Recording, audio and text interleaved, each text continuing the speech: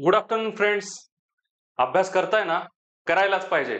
मी निलेश आरडले, विद्यावृक्ष अकॅडमीच्या या ऑनलाईन प्लॅटफॉर्मवर तुम्हा सर्वांचं पुन्हा एकदा सहर्ष स्वागत.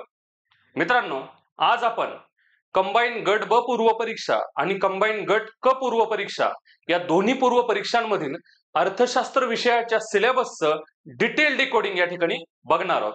ठीक आहे, चला फार वेळ न दवडता थेट आपण लेक्चरला सुरुवात करूया. बघा, हा जो आहे तो हा पूर्ण कंबाईन गट ब परीक्षेचा सिलेबस आहे. कुठल्या परीक्षेचा आहे रे? कंबाईन गट ब परीक्षेचा. बरोबर. मग ही परीक्षा नेमकी कुठल्या पदांसाठी घेतली जाते रे? मुख्यतः 4 पदांसाठी घेतली जाते. कुठल्या?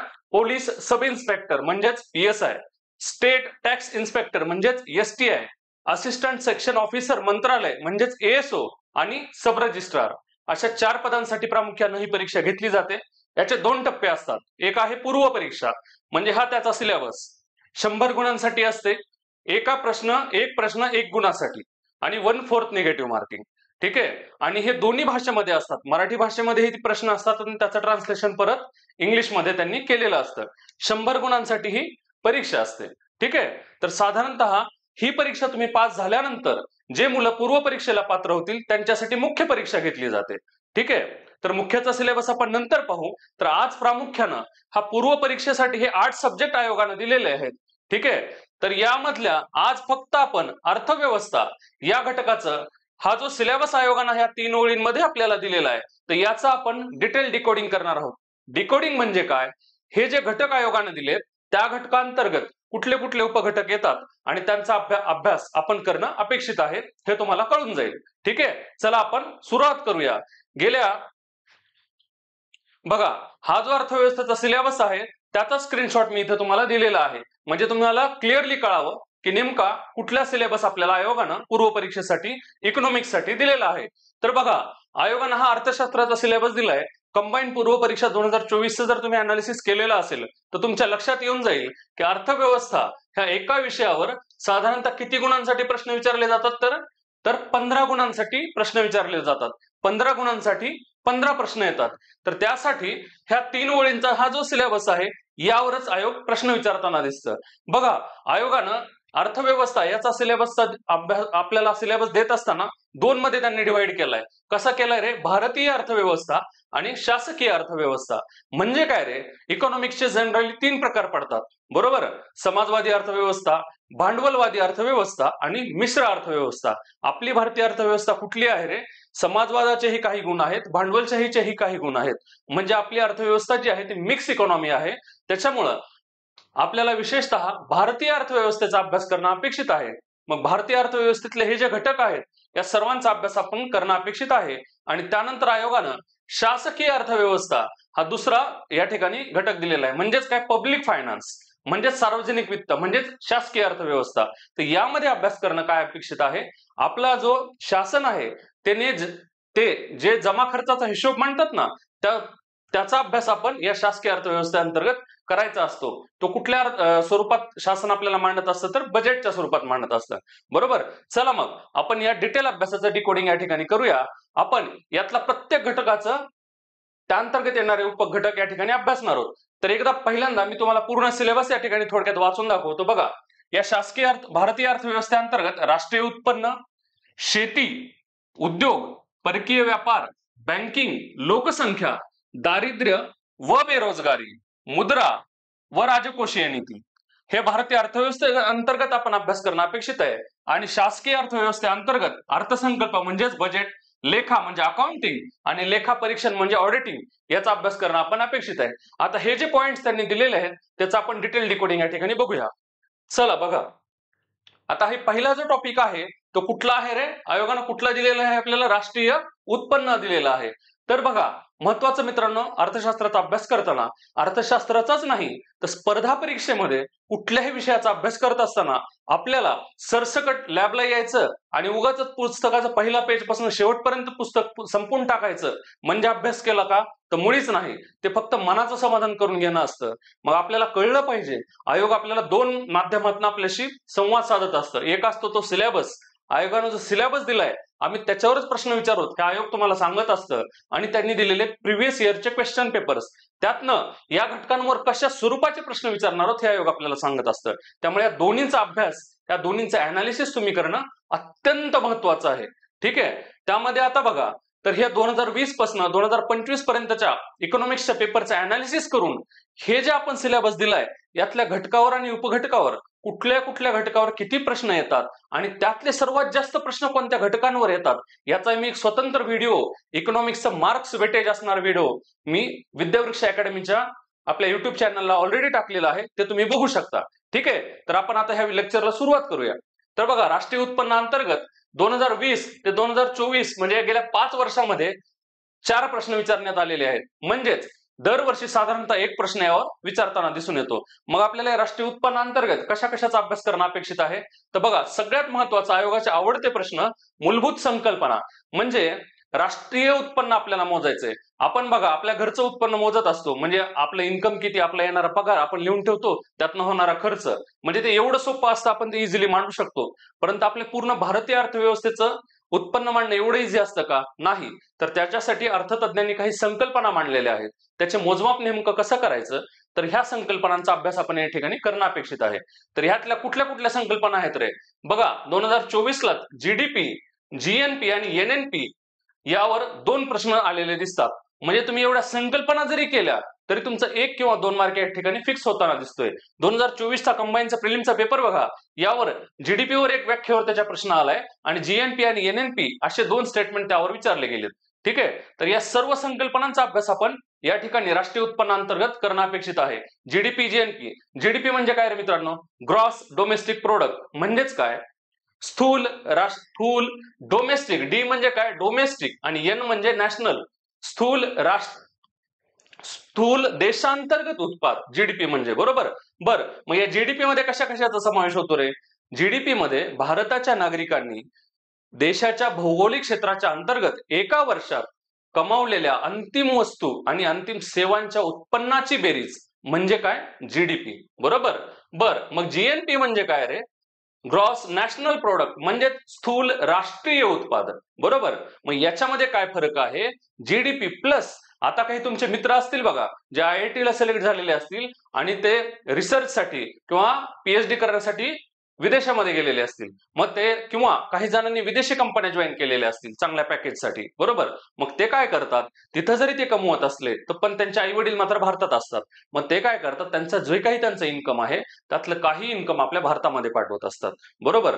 म्हणून आपली जीडीपी प्लस त्यांनी आपल्याला पाठवलेलं उत्पन्न याचा समावेश कशामध्ये केलेला जातो? तर या जीएनपी मध्ये केला जातो. बरोबर. जीडीपी मध्ये फक्त आपल्या भारतीय नागरिकांनी आपल्या भौगोलिक क्षेत्रांतर्गत केलेल्याच इन्कमचा समावेश केला जातो. मात्र जीएनपी मध्ये काय केलं जातं रे? भारतीय नागरिकांनी केलेल्याचा समावेश केला जातो, प्लस आपले जे काही भारतीय नागरिक परदेशामध्ये राहत आहेत ते तिथं राहून त्यांनी जे काही कमाई केलेली असेल ते जे आपल्याला पाठवतायत त्याचाही समावेश कशामध्ये केलेला जातो? जीएनपी मध्ये केला जातो. म्हणजेच परकीयांनी आपल्या भारतीयांनी परदेशातून पाठवलेल्या याचा समावेश जीडीपी मध्ये केला जातो का? तर नाही. तो कशात केला जातो? जीएनपी वर केला जातो. नेमकं याच कन्सेप्टवर आयोगानं 2024च्या कंबाईन पूर्व परीक्षेत प्रश्न विचारलेला दिसून येतोय. त्यासोबतच बघा, एनएनपी ही संकल्पना म्हणजे काय? आता तुम्ही बारकाईने जेव्हा लक्षात येईल तुमच्या की ग्रॉस आणि नेट असा यामध्ये फरक केलेला दिसून येतो. तर जी आणि एन, तर ग्रॉस आणि नेट यामध्ये नेमका काय फरक आहे? तर तो घसाऱ्याचा फरक असतो. ह्या नेमक्या संकल्पना काय आहेत हे आपण आपल्या बॅच मध्ये अभ्यास करणार आहोत. ठीक आहे. म्हणजे एकूण संकल्पनांचा अभ्यास आपल्याला करणं या ठिकाणी अपेक्षित आहे. आयोगानं या संकल्पनांवरून मात्र कंटिन्युअस प्रश्न विचारलेले दिसून येतात. त्यामुळे विद्यार्थ्यांनी या 2 संकल्पना अतिशय छान पद्धतीने करणं अपेक्षित आहे. या संकल्पनानंतर अजून आपल्याला काय काय करायचंय रे? तर आपलं राष्ट्रीय उत्पन्न नेमकं कसं मोजलं जातं त्याच्या पद्धती अर्थतज्ञांनी घालून दिलेल्या आहेत. तर त्या कोणत्या कोणत्या पद्धती आहेत? उत्पादन पद्धत म्हणजे प्रॉडक्ट मेथड आहे, इन्कम मेथड म्हणजेच उत्पन्न पद्धत आहे, आणि खर्च पद्धत म्हणजेच एक्सपेंडिचर मेथड आहे. म्हणजे आपलं जे काही राष्ट्रीय उत्पन्न मोजलं जातं तर ह्या 3 पद्धतींनी मोजलं जातं. बरोबर. मग आणखी आपल्याला टायटल अंतर्गत काय अभ्यास करणं अपेक्षित आहे? तर आजपर्यंत काही अर्थतज्ञ होऊन गेलेत ज्यांनी आपल्या राष्ट्रीय उत्पन्नाचं मोजमाप केलेलं आहे. कुठले आहेत रे ज्यांनी पहिल्यांदा आपल्या भारतीय अर्थव्यवस्थेचं मोजमाप केलं राष्ट्रीय उत्पन्नाचं? तर ते दादाभाई नौरोजी यांनी केलं. बरोबर. मग अशा आणखी कोणते कोणते व्यक्ती आहेत त्यांचा अभ्यास आपण या ठिकाणी करणार आहोत. त्यानंतर बघा, राष्ट्रीय उत्पन्न समिती यावर आयोगाने एकदा प्रश्न विचारलेला दिसून येतोय. नॅशनल इन्कम कमिटी याची स्थापना कधी केली होती रे? 4 ऑगस्ट 1949 रोजी. बरं, मग या राष्ट्रीय उत्पन्न समितीचे अध्यक्ष कोण होते? PC महालनोबिस होते. आणि त्याचे सदस्य कोण कोण होते रे? गाडगीळ आणि VK राव हे सदस्य होते. आणि मग या राष्ट्रीय उत्पन्न समितीच्या शिफारसीनुसारच पुढं या दोन महत्वाच्या संघटनांची किंवा संस्थांची निर्मिती पुढे झालेली दिसून येते. मग ह्या राष्ट्रीय उत्पन्न समितीचा आपल्याला अभ्यास करायचा आहे. त्यासोबतच नंतर CSO आणि NSSO या संघटनांचाही आपण अभ्यास करणं या ठिकाणी अपेक्षित आहे. नंतर बघा, या अंतर्गतच याचा अभ्यास करत असताना आधारभूत वर्ष ही संकल्पना म्हणजे नेमकी काय हे आपण पाहणार आहोत. आता आपण चालू घडामोडी बघत असाल, नुकतंच आयोगानं आपलं केंद्रीय शासनानं नुकतंच एक नवीन आधारभूत वर्ष या ठिकाणी जाहीर केलेलं दिसतंय. याआधी 2011-12 हे आधारभूत वर्ष म्हणून गणलं जायचं. मात्र आता विश्वनाथ गोल्डर समितीच्या शिफारसीनुसार 2022-23 हे वर्ष आता इथून पुढे आधारभूत वर्ष म्हणून डिक्लेअर केलंय. आणि आधारभूत वर्षाच्या आधारावर यापुढे GDPचं मोजमाप केलं जाईल. तसेच किंमत वाढीच्या ज्या संकल्पना आहेत, WPI म्हणजे होलसेल प्राइस इंडेक्स आणि कंझ्युमर प्राइस इंडेक्स म्हणजे CPI यांचं सुद्धा मोजमाप आता इथून पुढे या आधारभूत वर्षावर केलं जाणार आहे. तर याचा अभ्यास आपल्याला करायचा आहे. आणखी आधारभूत वर्ष आजपर्यंतची कोणकोणती होती तेही आपल्याला बघायची आहेत. त्यानंतर GDP डिफ्लेटर ही संकल्पना आपल्याला अभ्यासायची आहे. त्यानंतर GDP नुसार देशांची क्रमवारी म्हणजे आत्ताच बघा, नुकतंच मागच्या कंबाईन मध्ये हे प्रश्न विचारला आहे की IMFच्या वर्ल्ड इकॉनॉमिक आउटलुक नुसार भारतीय किंवा जगातील GDP नुसार देशांचा क्रम लावा, असा क्रम आपल्याला 2024लाच विचारलेला दिसतो. यापुढेही प्रश्न येणं अपेक्षित आहे. त्याचं कारण काय? नुकतंच भारतीय अर्थव्यवस्थेनं GDPच्या बाबतीत जपानला मागे टाकून 4था क्रमांक या ठिकाणी पटकावलेला दिसून येतोय. म्हणजे आपले भारत खूप छान वेगानं प्रगती करताना या ठिकाणी दिसतोय. आणि लवकरच काही दिवसांमध्ये जर्मनीला मागे टाकूनही भारत तिसऱ्या क्रमांकाची अर्थव्यवस्था बनलेला आपल्याला दिसून येईल. त्यामुळं आता भारताचा क्रम हा आपला कितवा आहे रे? GDP नुसार 4था आहे. त्यामुळे यावर भविष्यात प्रश्न येणं अपेक्षित आहे. याची तयारी आपण करणार आहोत. यानुसार GDP नुसार क्षेत्रीय वितरण करायचंय. म्हणजे आपल्या जेव्हा पूर्ण इकॉनॉमीचा आपण मोजमाप करण्यासाठी काही सेक्टरमध्ये त्याची विभागणी केलेली असते. प्रायमरी सेक्टर, सेकंडरी सेक्टर आणि टेरिटरी सेक्टर. म्हणजे ह्या 3 ह्याच्या क्षेत्रांमध्ये कुठल्या कुठल्या क्षेत्रांचा समावेश येतो आणि GDP मध्ये या क्षेत्रांचा वाटा किती आहे हा अभ्यास आपण या ठिकाणी करणार आहोत. यानंतर हरित GDP ही संकल्पना काय आहे? सगळ्यात पहिल्यांदा हरित GDPची मोजमाप कुठल्या देशाने केलं होतं, त्यासाठी कुठली समिती नेमली होती याचा अभ्यास आपण करणार आहोत. आणि यासोबतच बघा, लॉरेन्झ वक्ररेषा हे कशासाठी असते रे? उत्पन्नामधली असमानता मोजण्यासाठी असते. ठीक आहे, म्हणजे देशातील उत्पन्नाचं केंद्रीकरण कुठं झालेलं आहे. आपण म्हणतो बघा जनरली की श्रीमंत आणखी श्रीमंत होत आहेत, गरीब मात्र आणखी गरीब होत आहेत. कारण देशातल्या काही निवडक 10% लोकांकडे देशातली 90% संपत्ती एकवटलेली असते, तर देशातल्या 90% लोकांकडे 10% संपत्ती एकवटलेली असते. म्हणजेच काय असतं? उत्पन्नाची असमानता झालेली दिसून येते. तर हे कशाच्या आधारावर मोजलं जातं? लॉरेन्झ वक्ररेषेच्या आधारावर. आणि या वक्ररेषेच्या आधारावरून पुढं गिनी गुणांक म्हणजेच गिनी इंडेक्स काढला जातो. आता नुकताच काल किंवा परवाच नवीन रिपोर्ट आलाय. त्यानुसार गिनी गुणांकानुसार भारत आपली उत्पन्न समानतेमध्ये 4थी अर्थव्यवस्था ठरलेली आहे. भारतासाठी ही अतिशय अभिमानाची बाब आहे. त्यामुळे परीक्षेत यापुढे लक्षात ठेवा, त्या GDPच्या क्रमवारीवर परत एकदा प्रश्न येऊ शकतो. आणि माझ्या मतानुसार या गिनी गुणांकानुसार भारताचा क्रम आता कितवा आहे, तर इथंही भारत 4थ्या क्रमांकाची अर्थव्यवस्था ठरलंय. यावर प्रश्न येणं अपेक्षित आहे. तर राष्ट्रीय उत्पन्नाच्या अंतर्गत आपल्याला या सर्व बाबींचा अभ्यास त्या ठिकाणी आपण करणार आहोत. ठीक आहे, चला पुढचा आपण टॉपिक बघू. आता बघा, यानंतर कुठला घटक आहे रे आपला? आयोगाने दिलेला शेती हा घटक आहे. तर शेती या घटकावर बघा, 2020 ते 2025 या 5 प्रश्नपत्रिकांचा अभ्यास केला तर लक्षात येते शेती घटकावर तब्बल 9 प्रश्न गेल्या 5 वर्षात विचारलेत. म्हणजे सरासरी जर काढली तर दरवर्षी किमान 2 किंवा 2 पेक्षा जास्त प्रश्न आयोग आपल्याला या शेती घटकावर विचारताना दिसतोय. बरं, मग सर शेती घटकाचा अभ्यास आपण डिटेल करायचा तर बिलकुल नाही. काही निवडक प्रश्न आहेत, आयोग त्याच्यावर रिपिटेशन करताना दिसतोय. आपल्याला नेमकं तेवढंच हिट करायचंय. बघा, काय बघायचं आपल्याला शेती अंतर्गत? भारतीय अर्थव्यवस्थेमध्ये कृषी क्षेत्राचं महत्व, हिस्सा व रोजगारातील प्रमाण बघायचंय. म्हणजेच काय? GDP मध्ये कुठले कुठले सेक्टर प्रमुख आहेत रे? एक आहे कृषी, बरोबर, दुसरा आहे उद्योग आणि तिसरा आहे सेवा. तर मग नेमकं GDP मध्ये कृषी क्षेत्राचं योगदान आता किती आहे? बर, यासोबतच GDP मध्ये कृषी क्षेत्रामध्ये रोजगारामध्ये किती हिस्सा कृषी क्षेत्राचा आहे या गोष्टी आपल्याला बघणं अपेक्षित आहे. आणि यानंतर बघा, आयोगाचा अतिशय महत्वाचा, अतिशय सोपा म्हणजे आपल्या हातातले मार्क जरी म्हणतो, क्रिकेटच्या भाषेत जर म्हणायचं झालं तर नो बॉलवर फ्री हिट म्हणजे हे हरित क्रांतीचा प्रश्न आहे. 2024लाच प्रश्न येऊन गेलाय जोड्या लावासाठी. कृषी क्षेत्रातील जी काही क्रांती आहेत, हरित क्रांती, नील क्रांती, पीत क्रांती, दुग्ध क्रांती, आणि या साईडला त्याचे क्षेत्र त्यांनी दिलेले आहेत आणि जोड्या लावावर प्रश्न आपल्याला विचारलेला दिसून येतोय. त्यामुळं आपण आपल्या बॅचमध्ये याचा एक चार्ट किंवा एक नोट्स तुम्हाला देऊ. तेवढे एक पेज तुम्ही केलं की तुम्हाला इथं पैकीच्या पैकी मार्क तुम्हाला पडणार आहेत. बरोबर. त्यामुळं हा अतिशय महत्वाचा आहे मित्रांनो. अतिशय एक छोटा चार्ट या ठिकाणी मी देईन तुम्हाला. तेवढं तुम्ही केलं की तुम्ही तिथे आउट ऑफ मार्क घ्याल. त्यामुळे हा भाग अतिशय हिट करणं गरजेचं आहे. यावर कारण सातत्यानं प्रश्न आयोगाने विचारलेले आहेत. पुढचं बघा, महत्वाच्या काही कृषी विषयक संस्था आहेत. यावर्षी 2024लाच आयोगानं नाफेडवर प्रश्न विचारलेला दिसून येतोय. बरोबर. नाफेडचं मुख्य उद्दिष्ट विचारलेलं होतं आयोगानं. बरोबर. त्यामुळे यापुढं कृषी विषयक अजून एक संस्था आहे नाबार्ड, याचाही अभ्यास आपण या ठिकाणी करणं अपेक्षित आहे. म्हणजे या कृषी क्षेत्रातल्या ज्या काही महत्वाच्या संस्था आहेत त्याचा अभ्यास आपण या ठिकाणी करणार आहोत. ठीक आहे. पुढे बघा, मग महत्वाच्या काही कृषी विषयक शासकीय योजना आहेत. काही निवडक शासकीय योजनांचा अभ्यास आपण करणं अपेक्षित आहे, ज्या अतिशय महत्वाच्या आहेत. जसं प्रधानमंत्री कृषी सिंचन योजना आहे. कृषी क्षेत्रातल्या ज्या काही अतिशय महत्वाच्या योजना आहेत तेवढ्याच अभ्यास आपण करणं अपेक्षित आहे. त्यानंतर अल्पभूधारक शेतकरी. आता बघा, आपल्या आजोबाच्या काळात, आपल्या पंजोबाच्या काळात प्रत्येकाला 40-40, 50-50 एकर शेती असायची. पण आज आपल्या पिढीपर्यंत जेव्हा आपण येतो त्यावेळेस मात्र प्रत्येक पिढीला, म्हणजे पंजोबांना मुलं, 4 मुलं, त्याच्यामध्ये त्या शेतीचं डिव्हायडेशन, तिथून पुढे त्यांची 4 मुलं, त्याच्यामध्ये शेतीचं डिव्हायडेशन. बरोबर. म्हणजे अगोदर 50-50 एकर असणारी शेती आता 5-5 एकर सुद्धा उरलेली दिसत नाही. म्हणजेच काय झालंय रे, अल्पभूधारक शेतकऱ्यांचं प्रमाण मात्र वाढलंय. मग ते झाल्यामुळे त्याच्या काही समस्या वाढल्यात. बरोबर.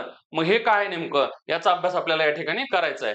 यासोबतच अभ्यास करत असताना आपण पीक उत्पादन आणि भारताचं जागतिक स्थान करायचंय. म्हणजेच काय, समजा तांदूळ आहे, गहू आहे, मग तांदळामध्ये भारताचा जगामध्ये कितवा क्रमांक आहे, गव्हामध्ये भारताचा कितवा क्रमांक आहे, असे जे काही प्रश्न आहेत हे आपण इथं कव्हर करणं अपेक्षित आहे. तर शेती क्षेत्रांतर्गत आपण एवढ्या घटकावर मेन फोकस करणार आहोत. ठीक आहे.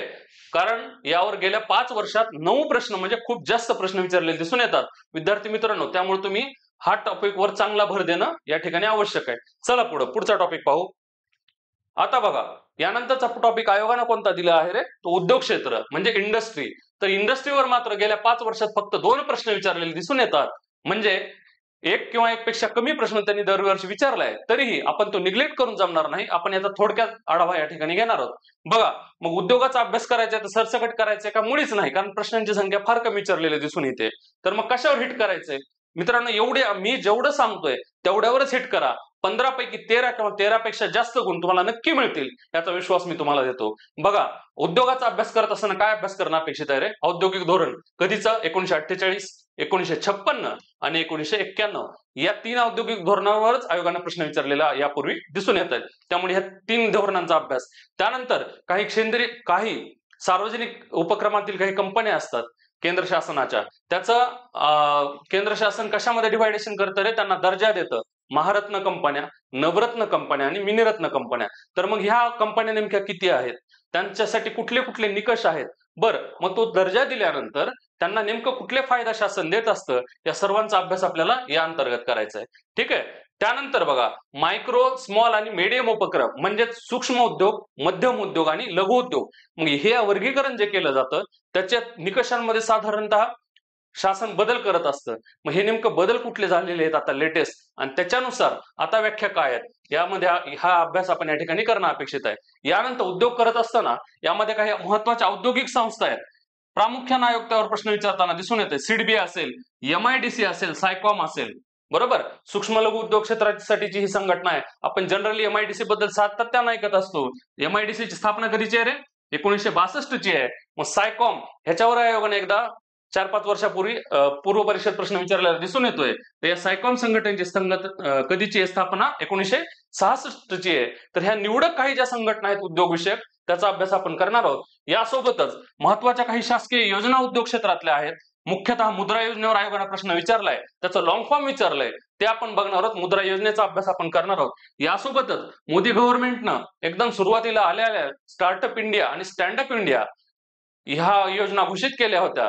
त्या आपल्या परीक्षेच्या दृष्टीने महत्वाच्या आहेत. त्यामुळे ह्या निवडक योजनांवर आपण भर या ठिकाणी देणार आहोत. विद्यार्थ्यांनी या एवढ्या उद्योग घटकांतर्गत एवढ्याच टॉपिकचा अभ्यास करणं या ठिकाणी अपेक्षित आहे. ठीक आहे. चला पुढं बघा, पुढचा कुठला टॉपिक दिलेला आहे आयोगानं? परकीय व्यापार म्हणजेच इंटरनॅशनल ट्रेड. म्हणजेच काय रे, परकीय व्यापार म्हणजेच काय, आंतरराष्ट्रीय व्यापार म्हणजेच काय, देशादेशांमधला व्यापार, बरोबर. बर, मग परकीय व्यापारावर गेल्या 5 वर्षात किती प्रश्न आयोगाने विचारले दिसून येतात? 4 प्रश्न. म्हणजे दरवर्षी किमान एक प्रश्न सरासरी आयोग विचारताना दिसतंय, बरोबर. मित्रांनो, तुमच्या एक लक्षात येत असेल, तुम्हाला असं वाटत असेल की सर नेमकं निवडक याच्यावर फोकस करतायत. स्पर्धा परीक्षा आणि इतर परीक्षा यामध्ये जर बेसिक फरक काढायचा झाला ना, इतर परीक्षा करत असताना आपण डीप अभ्यास करणं अपेक्षित असतं. कॉलेज लेवलला, कॉलेज पातळीला. इथं आपल्याला एकाच विषयाचा अभ्यास करायचा आहे नाही. आपल्याला अर्थशास्त्राचा अभ्यास करायचा आहे, भूगोलचा अभ्यास करायचा आहे, पॉलिटिक्सचा अभ्यास करायचा आहे, सायन्सचा अभ्यास करायचा आहे, मॅथ रिजनिंगचा अभ्यास करायचा आहे, चालू घडामोडीचा अभ्यास करायचा आहे, बरोबर. म्हणजे ऍट अ टाइम, आणि एवढा अभ्यास करायचा आहे ते पण त्याच्यासाठी, म्हणजे पूर्ण अर्थव्यवस्था आयोगाने आपल्याला 15 मार्काला दिली. म्हणजे आयोग कुठल्याही घटकावर प्रश्न विचारू शकतो. सायन्समध्ये पण तेच, ह्याच्यामध्ये पण तेच. मग जर आपल्याला एवढा सगळा सिलेबस कव्हर करायचा असेल 2-3 महिन्यामध्ये, याच्यावर हा सगळा वाचून, याचं रिव्हिजन करून, याचे प्रश्न सोडवून आपल्याला जर मार्क्स घ्यायचे असतील तर आपलं टार्गेट हे स्पेसिफिक असलं पाहिजे.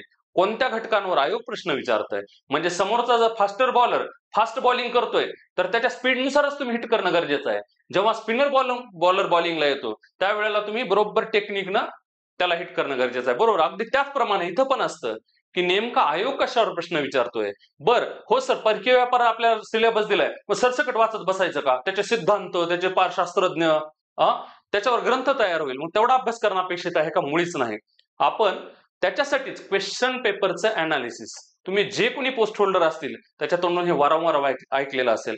म्हणजेच काय, आयोग नेमका जो सिलेबस दिलाय त्यातल्या कुठल्या घटकांवर आयोग प्रश्न विचारतोय हे आपल्याला जर कळलं एकदा, तर आपण तेवढाच अभ्यास करणं अपेक्षित आहे, जेणेकरून त्या माध्यमातून आपण कमीत कमी वेळेत कमीत कमी अभ्यास करून, स्मार्ट स्टडी करून आपण जास्तीत जास्त मार्क्स त्या ठिकाणी घेऊ. म्हणून आपण काही स्पेसिफिक घटकांवरच हिट करतोय.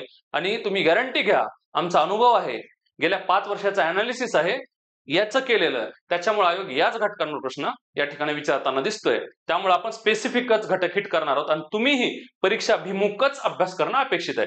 चला, आंतरराष्ट्रीय व्यापारांतर्गत काय काय अभ्यास करणं अपेक्षित आहे बघा. परकीय व्यापाराचं आकारमान म्हणजे काय, आयोगाने या कन्सेप्टवरही एकदा प्रश्न विचारलेला दिसून येतोय. कुठल्या कन्सेप्टवर विचारला होता? परकीय व्यापाराची संरचना म्हणजे काय, आणि खाली व्याख्या दिलेल्या दिसून येत होत्या, बरोबर. मग परकीय व्यापाराचा अभ्यास करताना आपल्याला या पद्धतीने करायचा आहे. परकीय व्यापाराचा आकारमान म्हणजे काय, व्हॉल्यूम. म्हणजेच काय, एका वर्षात भारतानं केलेली आयात आणि भारतानं केलेली निर्यात याचं पैशाच्या किंवा डॉलरच्या स्वरूपात मांडलेलं मूल्य म्हणजेच भारतीय व्यवस्थेचं आकारमान. याचा अभ्यास आपल्याला करायचा आहे, बरोबर. आणि 2च वर्ष भारताचा व्यापार तोल त्या ठिकाणी अनुकूल दिसून येत होता. कधी कधी रे 1972-73 आणि 76-77, बरोबर. त्याचा अभ्यास आपल्याला करायचा आहे. बर, मग पुढे परकीय व्यापाराची संरचना म्हणजे काय रे? परकीय व्यापाराची संरचना म्हणजे नेमकं काय, ठीक आहे, हे बघायचं. परकीय व्यापाराची संरचना म्हणजे काय, कोणत्या आणि वस्तू आणि सेवांची आपण आयात किंवा निर्यात करतो याचा अभ्यास आपल्याला करायचा आहे. म्हणजे काय, आपण आयात आणि निर्यात करतो तर मग ते कुठल्या वस्तू आपण सर्वात जास्त आयात करतो आणि त्याचा 5 वस्तूंचा क्रम, आणि सर्वात जास्त कोणत्या वस्तू आणि सेवा आपण एखाद्या देशाला निर्यात करतो त्या वस्तूंचा किंवा सेवांचा पहिल्या 5 सेवा किंवा वस्तू त्यांचा क्रम. म्हणजे फार बर्डन घ्यायचं नाही, फार आकडे बिकडे पाठ करायचे नाहीत. सर्वात जास्त आपण आयात करणाऱ्या 5 वस्तू त्याचा सिक्वेन्स, आणि सर्वात जास्त निर्यात करणाऱ्या 5 वस्तू त्याचा सिक्वेन्स. आता आपण कधीचे पेपर देतोय, 2025चे, तर आपण साधारणतः 22-23, 23-24 आणि 24-25 या 3 वर्षांचा सिक्वेन्स करणं या ठिकाणी अपेक्षित आहे. कारण आयोग एकदम लेटेस्ट विचारत नाही, आयोग जनरली यावर प्रश्न विचारताना दिसतंय. म्हणजे जेव्हा आयात निर्यात किंवा याच्यावर आकडेवारीवर किंवा सिक्वेन्सवर प्रश्न आयोग विचारतं, एकदम लेटेस्ट इयर जनरली विचारत नाही. करून ठेवू आपण, पण जनरली विचारत नाही. 1 ते 2 वर्ष मागेल याच्यावर आयोगाने प्रश्न विचारले दिसून येतात. त्यामुळं याचा सिक्वेन्स आपण करणं अपेक्षित आहे, आकडे पाठ करायचे नाहीत. त्यानंतर ही झाली परकीय व्यापाराची संरचना, म्हणजेच कुठल्या वस्तूंची सेवांची आपण आयात किंवा निर्यात करतो, म्हणजेच परकीय व्यापाराची संरचना. आणि मग परकीय व्यापाराची दिशा म्हणजे काय हो सर, तर आपण नेमकं कोणत्या देशांना आयात करतो आणि कोणत्या देशांना निर्यात करतो त्यांचा क्रम. म्हणजे सर्वात जास्त आयात आपण कोणत्या देशांकडनं करतो ते 5 देश त्यांचा सिक्वेन्स, आणि सर्वात जास्त निर्यात कोणत्या देशांना करतो ते 5 देश आणि त्यांचा सिक्वेन्स. बस एवढाच अभ्यास आपण करणं इथं अपेक्षित आहे. Okay, done. चला पुढे. यानंतर आपल्याला काय बघायचं आहे, बरं आपण सर्वात जास्त व्यापार करतो, मग सर्वात जास्त आयात निर्यात आपण कोणत्या देशासोबत करतो, म्हणजे सर्वात मोठा आपला परकीय व्यापारी भागीदार देश कोण आहे, यावर आयोग प्रश्न विचारताना दिसतो. ते देश पहिले 1-2 देश आपण करायचं आहे. त्यानंतर रुपयाची परिवर्तनीयता ही एक संकल्पना आहे. मग ती संकल्पना म्हणजे नेमकं काय, कशामुळे रुपयाची परिवर्तन करायला पाहिजे. त्यानंतर रुपयाचं अवमूल्यन म्हणजे काय, ही संकल्पना नेमकं काय आहे. मग शासन अवमूल्यन जाणीवपूर्वक का करत असतं. बरं आजपर्यंत किती वेळेला अवमूल्यन झालेलं आहे रे भारतीय रुपयाचं, 3 वेळेला अवमूल्यन झालेलं आहे. बरं मग अवमूल्यन केल्यानंतर कुठले फायदे होतात, कुठला तोटा होतो, हे आपण बघणं अपेक्षित आहे. त्यानंतर परकीय व्यापार अंतर्गत एफडीआय असं बऱ्याचदा आपण ऐकत असाल, फॉरेन डायरेक्ट इन्व्हेस्टमेंट म्हणजेच एफडीआय, बरोबर. बरं मग याचाही अभ्यास करताना 2 ते 3 क्रमवाऱ्या आपण इथं अभ्यासणं अपेक्षित आहे. बघा कुठल्या सर्वात जास्त एफडीआय आपल्याला कोणत्या देशानं आपल्यामध्ये इन्व्हेस्टमेंट केलेली आहे, त्याचे पहिले 5 देशांचा क्रम. बरं मग ती कोणत्या क्षेत्रामध्ये केलेली आहे, त्याचा 5 क्षेत्रांचा क्रम. आणि सर्वात जास्त एफडीआय कुठल्या राज्यांमध्ये आले, त्या 5चा क्रम. कशाचा करायचं, एफडीआय करत असताना कोणत्या देशानं सर्वात जास्त आपल्यामध्ये इन्व्हेस्ट केले ते करायचंय, त्याच्यासोबत काय करायचं, कोणत्या क्षेत्रामध्ये इन्व्हेस्ट केली आहे तो पाहायचंय. आणि त्यानंतर काय बघायचंय रे, सर्वात जास्त कोणत्या राज्यामध्ये इन्व्हेस्ट केली आहे, एवढाच अभ्यास आपण करणं अपेक्षित आहे, आकडेवारी करणं अपेक्षित नाही. ठीक आहे. त्यानंतर एफआयआय ही कन्सेप्ट काय आहे, फॉरेन इनडायरेक्ट इन्व्हेस्टमेंट, हे आपल्याला बघायचंय. त्यानंतर हे पाहिल्यानंतर व्यापार तोल म्हणजे काय, व्यवहार तोल म्हणजे काय, या कन्सेप्ट आपल्याला बघायच्यात. ठीक आहे. या अंतर्गत कशाचा समावेश होतो हे आपण बघणार आहोत. यानंतर परकीय चलन साठा, मग नेमका भारताचा परकीय चलन साठा नेमका किती आहे. बरं मग भारताचा परकीय चलन साठा मोजत असताना कशाचा समावेश केला जातो आणि कोणत्या घटकांचा समावेश केला जात नाही, याचा अभ्यास आपण या ठिकाणी करणार आहोत. त्यानंतर भारतावर परकीय कर्ज किती आहे. त्यानंतर भारताचे परकीय व्यापारी धोरण, ह्याचे काही निवडक धोरण आहेत, तेवढेच धोरण आपण त्या ठिकाणी करणं अपेक्षित आहे. त्यानंतर परकीय व्यापारांतर्गत फेरा कायदा, आयोगाचे आवडते बघा, फेरा आणि फेमा कायदा. बघा रेग्युलेशन आणि मॅनेजमेंट हा याच्यामधला बेसिक फरक आहे. तर मग फेरा कायदा काय आहे आणि फेमा कायदा काय आहे, याचा अभ्यास आपण त्या ठिकाणी परकीय व्यापार अंतर्गत करणं अपेक्षित आहे. आपण बॅच मध्ये आपण हे डिटेल पाहणार आहोत. यानंतर सेस धोरण म्हणजे काय बघा, स्पेशल इकॉनॉमिक झोन, बरोबर. ईपीझेड एक्सपोर्ट प्रोसेसिंग झोन आणि एईझेड म्हणजे ऍग्रिकल्चर एक्सपोर्ट झोन, बरोबर. तर हे सेज, ईपीझेड आणि एईझेड हे संकल्पना नेमक्या काय आहेत. बरं अशा सेजला कुठल्या कुठल्या दर्जा दिलेला आहेत, मग त्याचे निकष काय आहेत. एकदा आयोगानं भूगोल विषयामध्ये सेज अंतर्गत प्रश्न विचारला होता. म्हणजे एकीकडे त्यांनी महाराष्ट्रातले प्रमुख सेजचा दर्जा दिलेले उद्योग त्यांनी दिले होते आणि एका साईडला त्याचे क्षेत्र विचारले होते. त्यामुळे हा सेज आणि सेजचा प्रामुख्याने अभ्यास आपण या ठिकाणी करणार आहोत. तर परकीय व्यापार धोरणांतर्गत किंवा परकीय व्यापार या टॉपिक अंतर्गत एवढ्या घटकांचा अभ्यास आपण करणं अपेक्षित आहे. चला पुढं बघा बँकिंग. आता बँकिंग ह्याच्यावर बघा गेल्या 5 वर्षात 2020 ते 2024 किती प्रश्न विचारलेत रे, 6 प्रश्न विचारलेत. म्हणजे दरवर्षी किमान एक प्रश्न बँकिंग या घटकावर नक्कीच विचारलेला या ठिकाणी दिसून येतोय. तर बघा बँकिंगचा अभ्यास करत असताना आपल्याला 3 टप्प्यात करायचा आहे. अतिशय सोपा टॉपिक आहे, अजिबात गडबडून जायची गरज नाही. हे जरी तुम्हाला खूप डिटेल दिसत असलं तरी घाबरून जायची गरज नाही. हे मी जेवढे दिलेत एवढे पॉईंट जरी, हे बघा मी असं अजिबात म्हणणार नाही तुम्ही माझीच बॅच लावा, मी असं म्हणणार नाही की तुम्ही क्लास केलाच पाहिजे, आवश्यकता नाही. हे जरी मी एवढे दिलेले टॉपिक जरी तुम्ही घरी बसून जरी केले तरीही तुम्ही मार्क्स घेऊ शकता.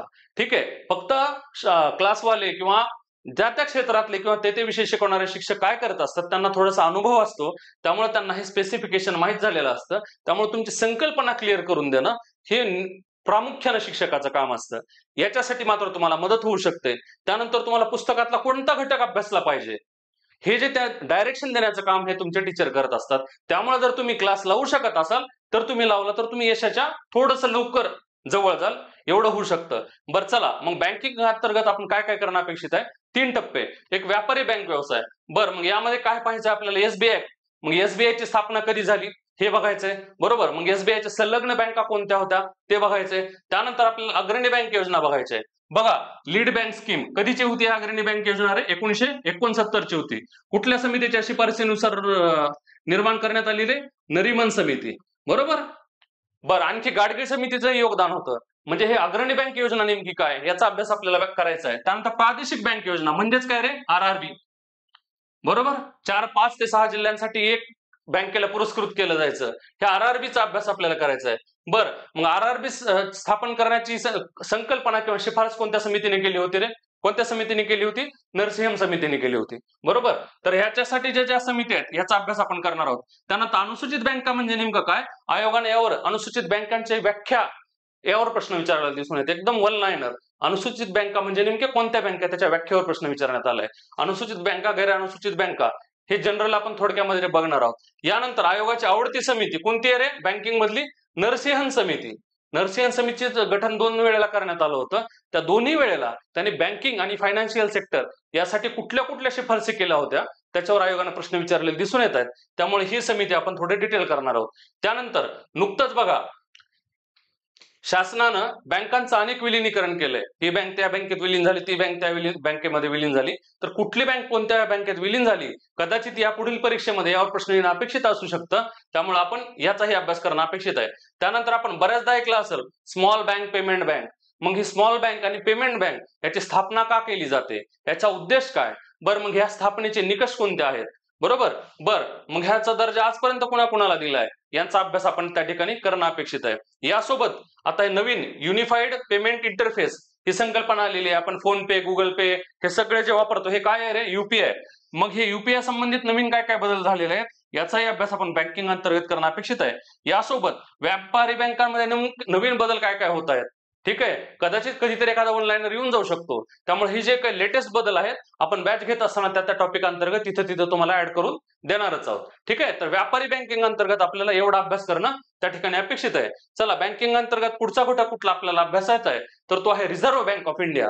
आपल्या नोटेवर पण लिहिलेलं असतं बघा, किंवा आपण पेपरमध्ये सारखं वाचत असाल, रिझर्व्ह बँक ऑफ इंडियाचे गव्हर्नर बदलले, बरोबर, डेप्युटी गव्हर्नर बदलले, बरोबर. तर हे रिझर्व्ह बँक ऑफ इंडिया म्हणजे नेमकं काय? भारताची मध्यवर्ती बँक आहे. बरं, मग ही बँक नेमकं काम काय करते? भारतीय अर्थव्यवस्थेमध्ये स्थिरता आणणं. कसल्या बाबतीत? महागाई होऊ नये, बरोबर.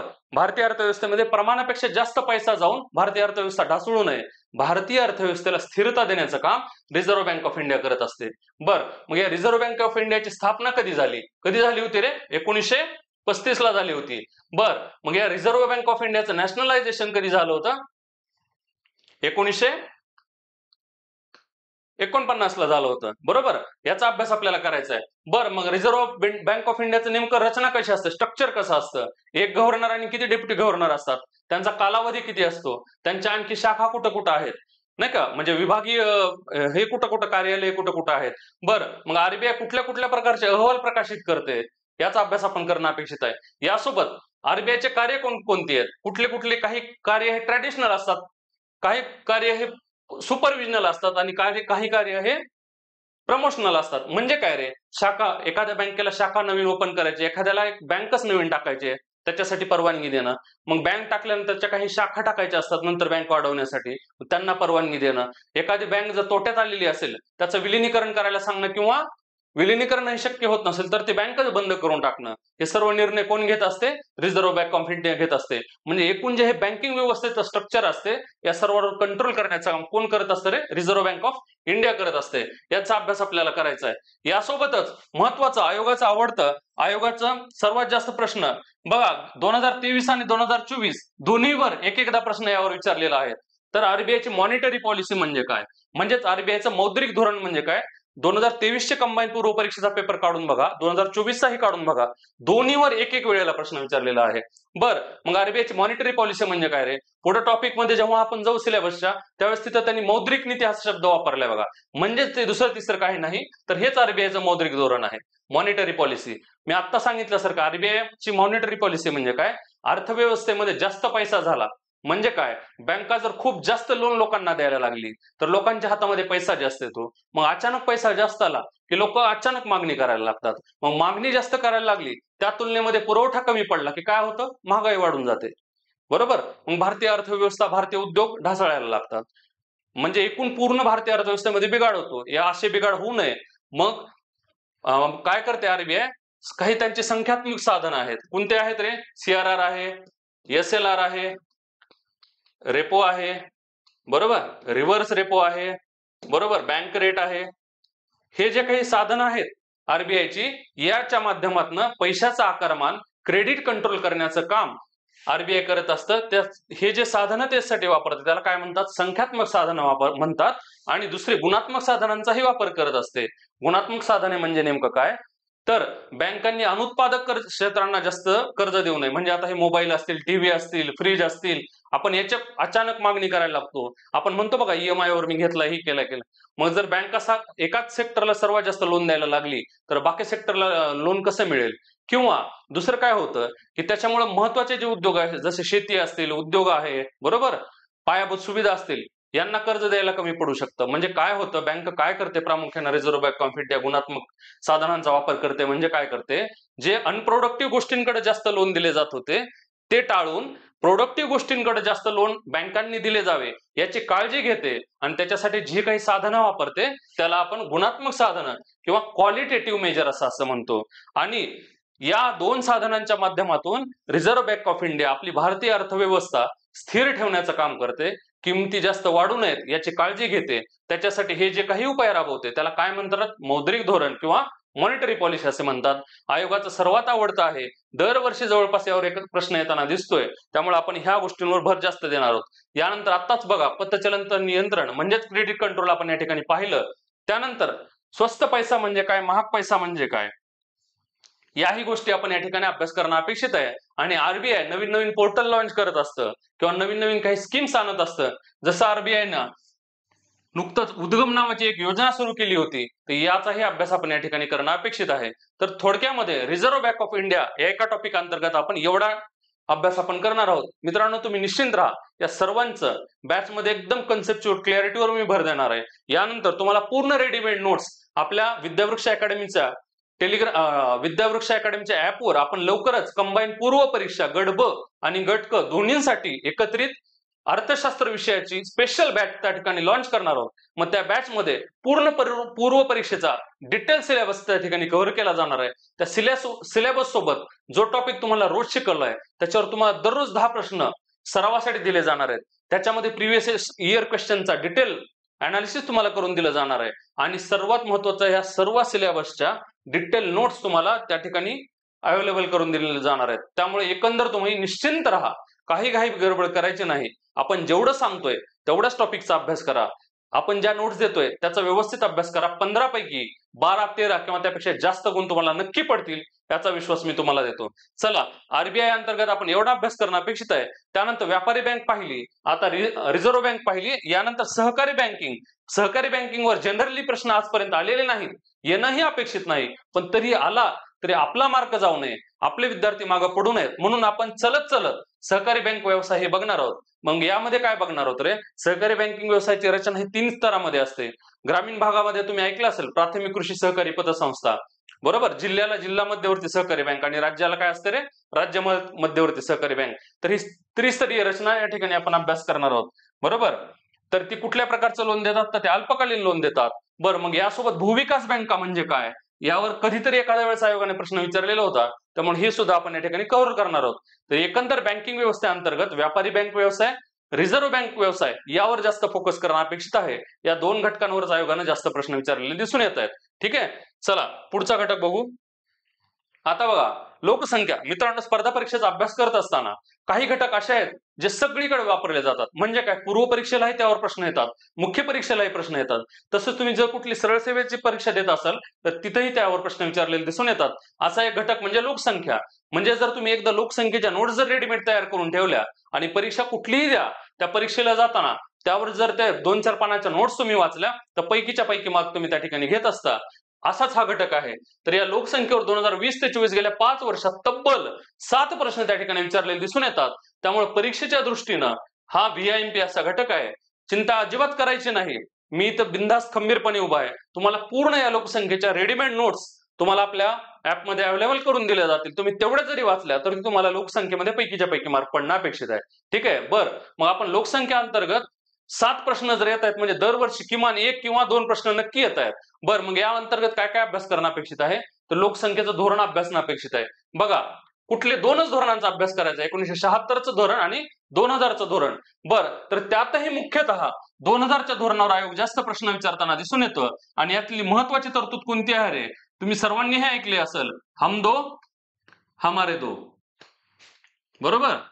ही जी टॅगलाईन होती ना, तर ती कुठल्या धोरणाच्या अंतर्गत होती? 2000च्या धोरणाच्या अंतर्गत होती. त्यामुळे हे लोकसंख्येच्या 2 धोरणांचा अभ्यास आपण त्या ठिकाणी करणार आहोत. यासोबतच या धोरणाची तातडीची उद्दिष्ट कोणती होती, मध्यवधी उद्दिष्ट कोणती होती आणि दीर्घकालीन उद्दिष्ट कोणती होती, त्याचाही अभ्यास आपण त्या ठिकाणी करणार आहोत. त्यासोबत लोकसंख्या संक्रमणाचे काही टप्पे आहेत. म्हणजे गेल्या 100 वर्षाचा जर लोकसंख्येचा अभ्यास केला तर अगोदरच्या काळामध्ये वैद्यकीय सुविधा नसल्यामुळं मृत्यूचं प्रमाण खूप होतं, बरोबर. त्यामुळे मृत्यू दर खूप जास्त असायचा. त्यामुळे काय होतं, लोकसंख्येचं प्रमाण हे कमी होतं. पण नंतर जशा वैद्यकीय सुविधा वाढायला लागल्या त्यानंतर मृत्यू दराचं प्रमाण कमी झालेलं दिसून येतं. मग लोकसंख्या वाढायला सुरुवात झाली. तिथून पुढच्या 20-30 वर्षांना काय झालं, वैद्यकीय सुविधांमध्ये ही वाढ झाली. पण त्याचसोबत शिक्षणाच्या प्रसारामुळे लोकांमध्ये जनजागृती झाली आणि प्रत्येक जण म्हणायला लागला हम दो हमारे दो. म्हणजे लोकसंख्येवर नियंत्रण आलं.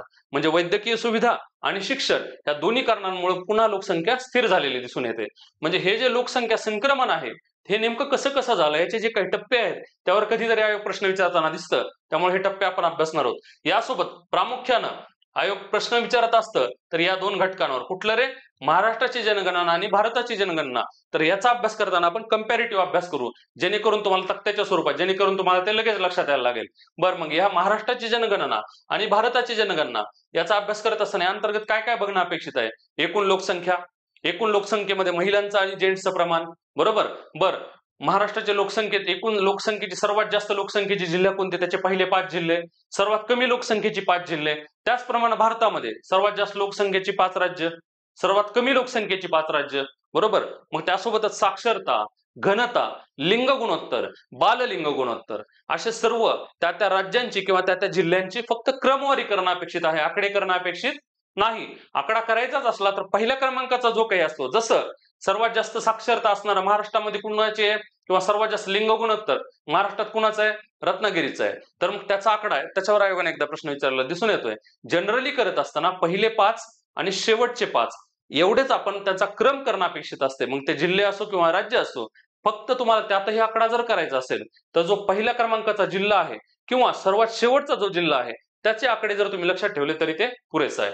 ठीक आहे. तर ह्या दोन्हीच्या तुम्हाला नोट्स मी रेडीमेड त्या ठिकाणी देणार आहे, त्यामुळे तुम्ही बिंदास राहा. यानंतर काही मूलभूत संकल्पनांचा अभ्यास करायचा आहे. कधीतरी एका मार्काला प्रश्न विचारलेला दिसून येतो. तुमच्या ह्या अभ्यासावरून लक्षात आलेलं असेल की 2024च्या कंबाईन पूर्व परीक्षेत सेन्सस टाउन म्हणजे काय, नागरी वस्ती या संकल्पनेवर प्रश्न विचारलेला दिसून येतोय. त्यामुळेच काही संकल्पना अजून आपण करूया. माता मृत्यू दर किती लोकसंख्येमध्ये मोजला जातो, बालमृत्यू दर किती लोकसंख्येमध्ये मोजला जातो आणि लोकसंख्या लाभांश म्हणजे डेमोग्राफिक डिव्हिडंड ही संकल्पना नेमकी काय, याचा अभ्यास आपण करणं अपेक्षित आहे. म्हणजे एकंदर लोकसंख्या अंतर्गत एवढ्या सर्वांचा अभ्यास आपण करणं अपेक्षित आहे. ओके, चलो नेक्स्ट. यानंतर बघा दारिद्र्य आणि बेरोजगारी.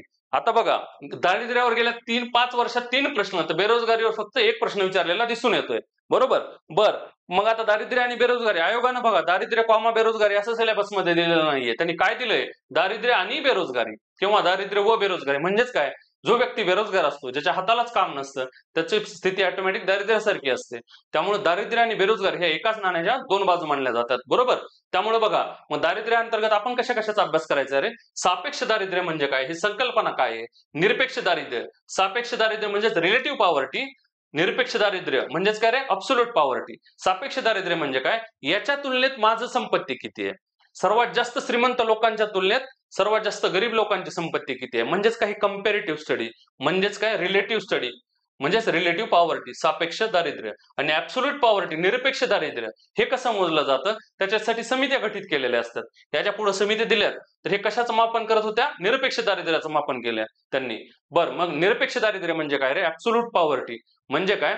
एक आकडा ठरवला जातो. उदाहरण घ्यायचं झालं तर दर महिन्याला ज्याचा खर्च 50 रुपये, बरोबर, 50 रुपयापेक्षा जास्त ज्याचं इन्कम आहे ते लोक सर्व श्रीमंत असं समजलं जातात.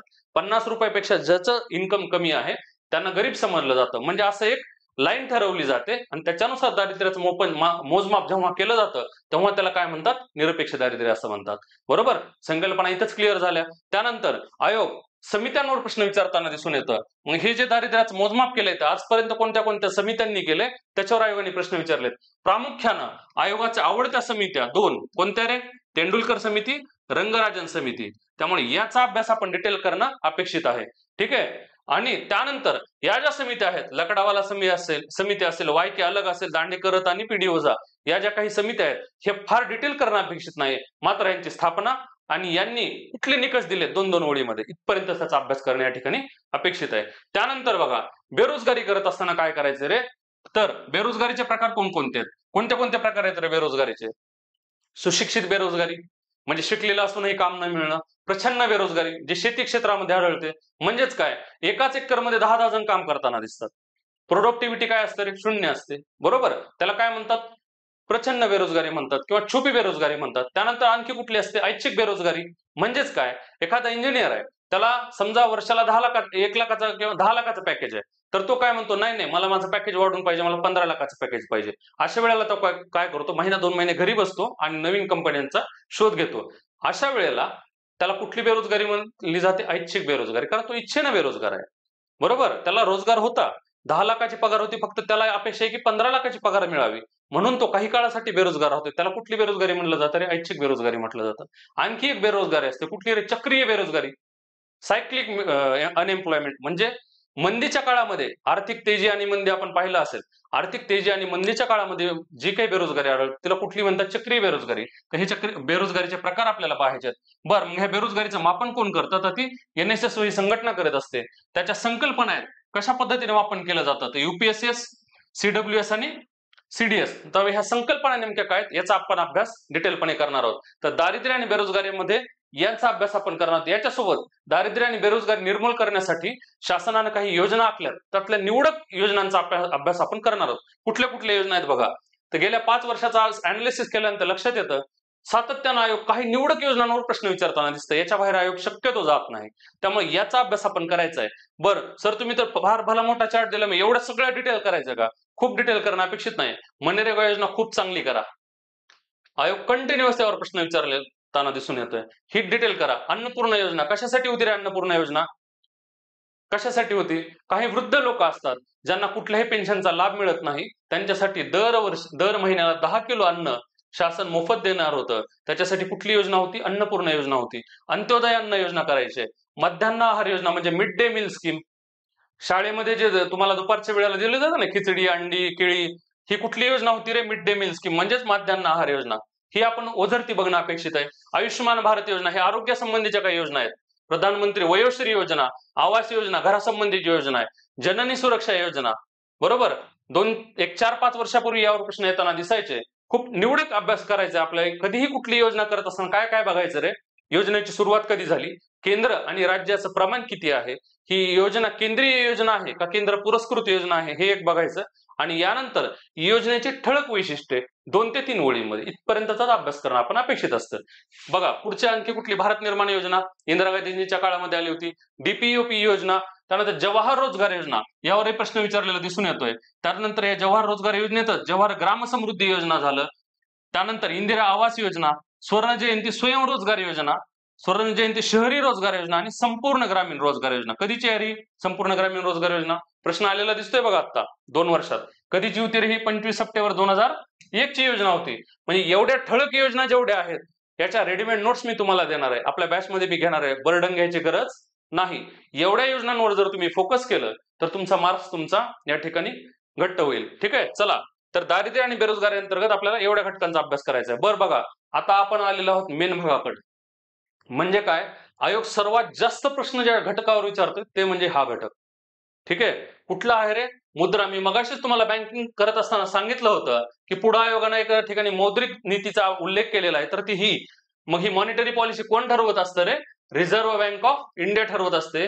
तर याचा अभ्यास आपण बँकिंग अंतर्गत करणार आहोत. तुम्हाला मगाशीच सांगितलं, संख्यात्मक साधनं आणि गुणात्मक साधनं. तर ही कुठली होती? Monetary policy.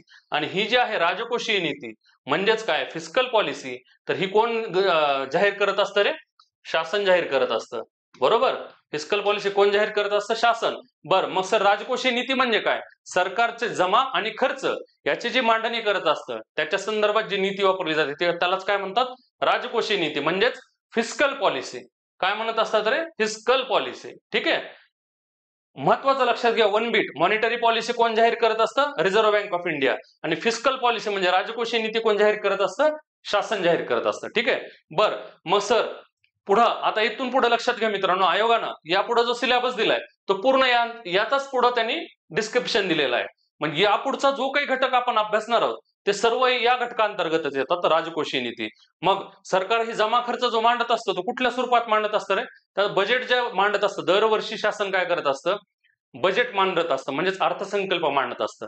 म्हणजे शासनाला दरवर्षी कुठल्या कुठल्या घटकाकडनं पैसा येणार आहे आणि शासन दरवर्षी कोणत्या कोणत्या शासकीय योजनांवर किंवा कोणत्या कोणत्या घटकांवर खर्च करणार आहे याचा जो हिशोब मांडत असतं त्यालाच आपण बजेट असं म्हणत असतो.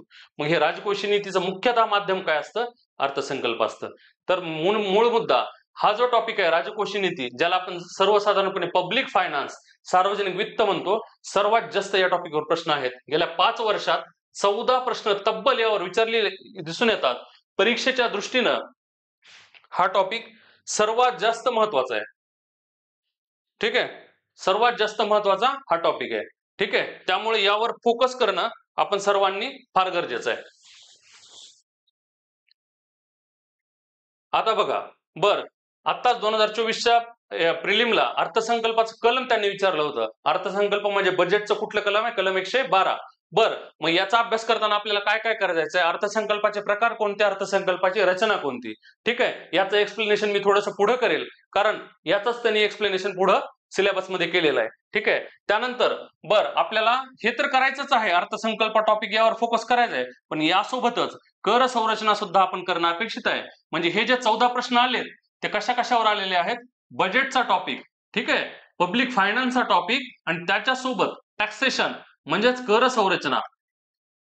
ठीक आहे, यावर आयोगाने प्रश्न विचारलेले दिसून येत आहेत. म्हणजे या दोन्हीचे मिळून ते 14 प्रश्न आहेत, हे लक्षात घ्या. त्यामुळे आपल्याला जरी आयोगानं कर संरचनेचा उल्लेख केला नसला तर त्यावर मात्र दरवर्षी प्रश्न आयोग विचारताना दिसून येत आहे.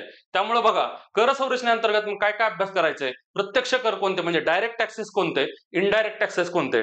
डायरेक्ट टॅक्स कोणते आहेत रे? इन्कम टॅक्स आहे, कॉर्पोरेशन टॅक्स म्हणजे महामंडळ कर आहे. इन्कम टॅक्स म्हणजे काय रे? आपण जे काही दरवर्षी पगार आपल्याला येतो, दर महिन्याला जो पगार येतो त्यातनं ऑटोमॅटिक शासनाचा इन्कम टॅक्स कट होत असतो. किंवा आपण जे काही हे कळतो इन्कम टॅक्सचा कसल्या प्रकारचा कर आहे? तो डायरेक्टली आपण स्वतः शासनाला देत असल्यामुळं तो कुठल्या प्रकारचा कर आहे रे? इन्कम टॅक्स, डायरेक्ट टॅक्स आहे. तसंच महामंडळ कर पण आहे. हे झाले प्रत्यक्ष कर. सर मग अप्रत्यक्ष कर कोणते? तर अप्रत्यक्ष करांची यादी फार मोठी आहे. तर शासनानं काय केलं, त्यात अडचण येऊ नये ते मोजमाप करण्यासाठी, ते कलेक्ट करण्यासाठी, त्यामुळं शासनानं जीएसटी नावाचा एकच टॅक्स आता अप्रत्यक्ष कर मध्ये आणलेला आहे. Goods and services tax. आपण बघा, हॉटेलला जेवायला गेलं कोणाला तरी घेऊन, इथे बिल जेव्हा बघतो तेव्हा डोळे पांढरे होतात, कारण बिल थोडं झालेलं असतं आणि परत पुढे जीएसटी लिहिलेलं असतं. त्यात स्टेट जीएसटी पण लिहिलेलं असतं आणि सेंट्रल जीएसटी पण लिहिलेलं असतं आणि त्याचं टोटल बिल करून आपलं बिल आपल्या हातात आलेलं असतं. म्हणजेच काय, त्या हॉटेल मालक जरी त्याचं बिल भरत असला शासनाला तरी त्याचं खरं बिल आपण भरत असतो, म्हणजे ते इनडायरेक्ट भरत असतो. म्हणून याचा समावेश कशामध्ये होतो रे? अप्रत्यक्ष करामध्ये होतो. कुठल्या घटना दुरुस्तीने जीएसटी करण्यात आली रे? 101वी घटना दुरुस्ती. म्हणून जीएसटी हा टॅक्स आपण अतिशय डिटेल या ठिकाणी अभ्यासणार आहोत.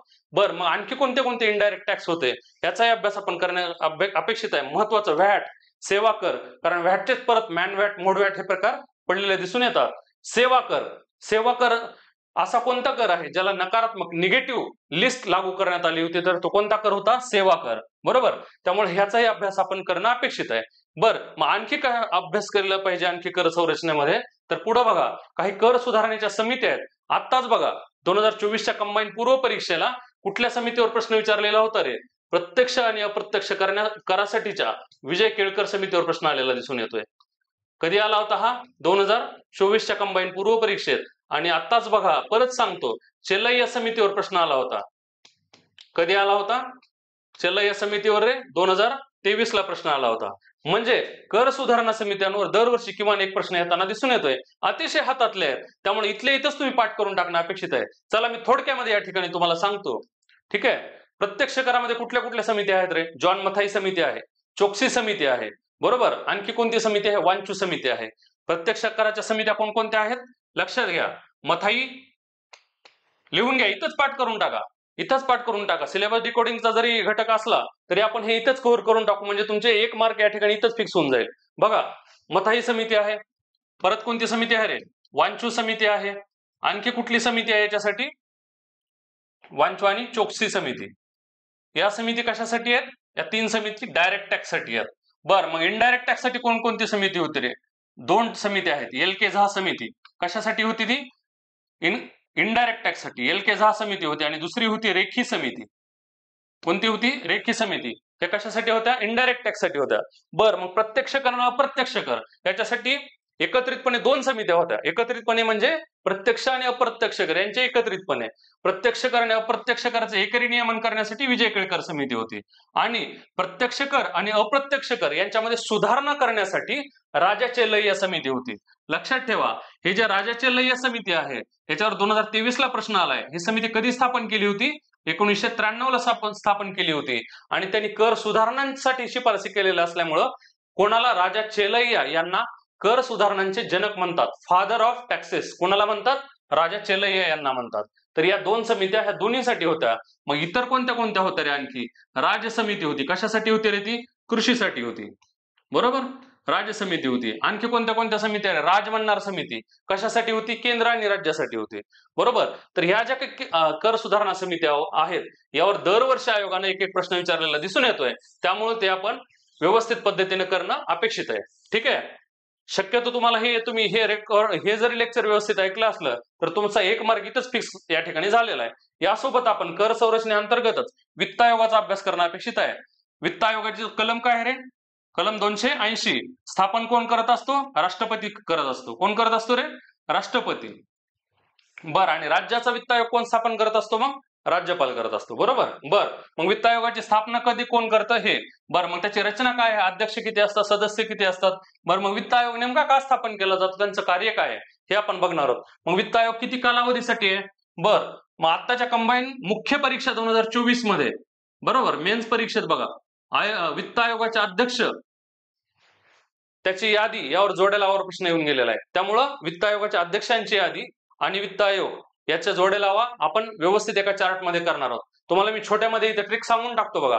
जेव्हा तुम्ही वित्त आयोगाच्या अध्यक्षांची यादी बघता ते मराठीतनं तुम्ही जेव्हा वाचाल तर तुमच्या लक्षात येईल वित्त आयोगाचे पहिले अध्यक्ष कोण होते रे? देशाच्या के.सी. नियोगी होते. बघा, त्यांच्या आडनावामध्ये नियोगीमध्ये पहिलं अक्षर कोणतं आहे? नी आहे. या पद्धतीने जर तुम्ही पूर्ण मराठी यादी वाचली तर तुमच्या लक्षात येईल.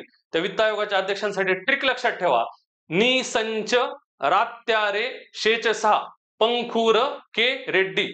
कळलं? वित्त आयोगाच्या अध्यक्षांचे जे आडनाव आहेत त्यांचे जे सुरुवातीचे अक्षर आहेत त्याच्यानुसार ही बनवलेली ट्रिक आहे. त्यामुळे अशाच पद्धतीच्या ट्रिक आपण वेळोवेळी त्या ठिकाणी घेणार आहोत जेणेकरून तुम्हाला तिथंच ते पाठवून जाईल. त्यामुळे तुमचा 1 मार्क त्या ठिकाणी फिक्स होताना दिसेल. बरं, आता कुठला आयोग नेमलेला आहे? आता 16वा वित्त आयोग चालू आहे. मग त्यांचे अध्यक्ष कोण आहेत रे?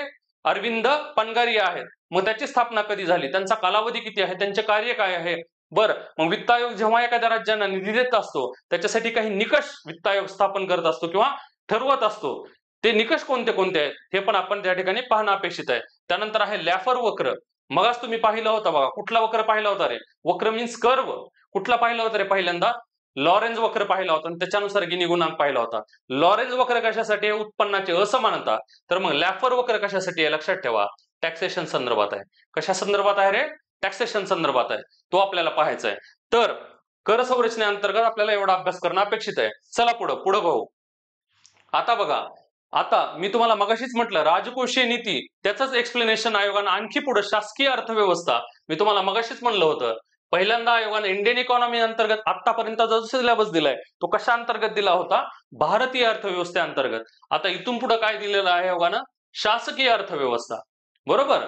मग शासकीय अर्थव्यवस्था म्हणजेच काय? आयोग कुठल्या स्वरूपात ते मांडत असतं रे? त्यांची फिस्कल पॉलिसी अर्थसंकल्पाअंतर्गत. मी तुम्हाला मगच म्हटलं शासनाला आजपर्यंत मिळालेलं करातून मिळालेलं सगळा त्याची जमा आणि त्यांनी केलेला खर्च याची जी मांडणी करत असते कशात करत असतं? अर्थसंकल्पात करत असतं. तर त्याचा अभ्यास आपल्याला करायचा आहे. बरं, मग अर्थसंकल्पात अभ्यास करत असताना काय काय करायचं रे? अर्थसंकल्पाचे प्रकार कोणते कोणते आहेत? कुठले कुठले प्रकार आहेत रे अर्थसंकल्पाचे? परफॉर्मन्स बजेट म्हणजे काय? आउटकम बजेट म्हणजे काय? बरोबर. बरं, त्यानंतर काय सर? ट्रॅडिशनल बजेट म्हणजे काय? झिरो बजेट म्हणजे काय? जेंडर बजेट म्हणजे काय? हे जे अर्थसंकल्पाचे प्रकार आहेत हे आपण या ठिकाणी बघणार आहोत. बरं, मग सर अर्थसंकल्पाची रचना नेमकी कशी असते? म्हणजेच कशी असते रे? ही महसुली जमा आणि भांडवली अर्थसंकल्प. अर्थसंकल्प कसा मांडलेला असतो? एकीकडे असतं महसुली जमा, महसुली खर्च, भांडवली जमा, भांडवली खर्च. ही जी अर्थसंकल्पाची रचना असते. बरं, मग त्यामध्ये कुठल्या कुठल्या गोष्टींचा समावेश होतो ते आपण अभ्यासणार आहोत. त्यापुढं अर्थसंकल्प नेमका मांडला कसा जातो, त्याचा क्रम कसा असतो याचा आपण अभ्यास करणं अपेक्षित आहे. बरं, अर्थसंकल्पाच्या नंतर तूट हा आयोगाचा अत्यंत आवडता आहे. तूट. तूट म्हणजे काय रे? डेफिसिट.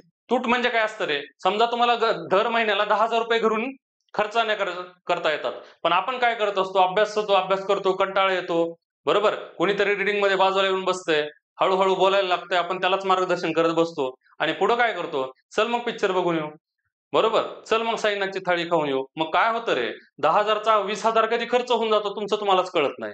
मग काय होतं? इन्कम 10,000 असताना वरचे जे तुम्ही 10,000 एक्स्ट्रा खर्च केले, ती काय झाली? तुमची तूट झाली. कळलं? म्हणजे ही तूट संकल्पना म्हणजे डेफिसिट. बरं, मग या तुटीचे प्रकार कोणते कोणते आहेत? राजकोषीय तूट म्हणजे फिस्कल डेफिसिट, प्रायमरी डेफिसिट म्हणजे प्राथमिक तूट, महसुली तूट म्हणजे काय, प्रभावी महसुली तूट म्हणजे काय. आत्ताच आयोगानं 2024च्या ह्याच्यामध्ये कुठल्या कुठल्या तुटीचा समावेश अर्थसंकल्पात केला जातो यावर प्रश्न विचारलेला दिसून येतोय. त्यामुळे ही तूट संकल्पना आपण नीट करणार आहोत.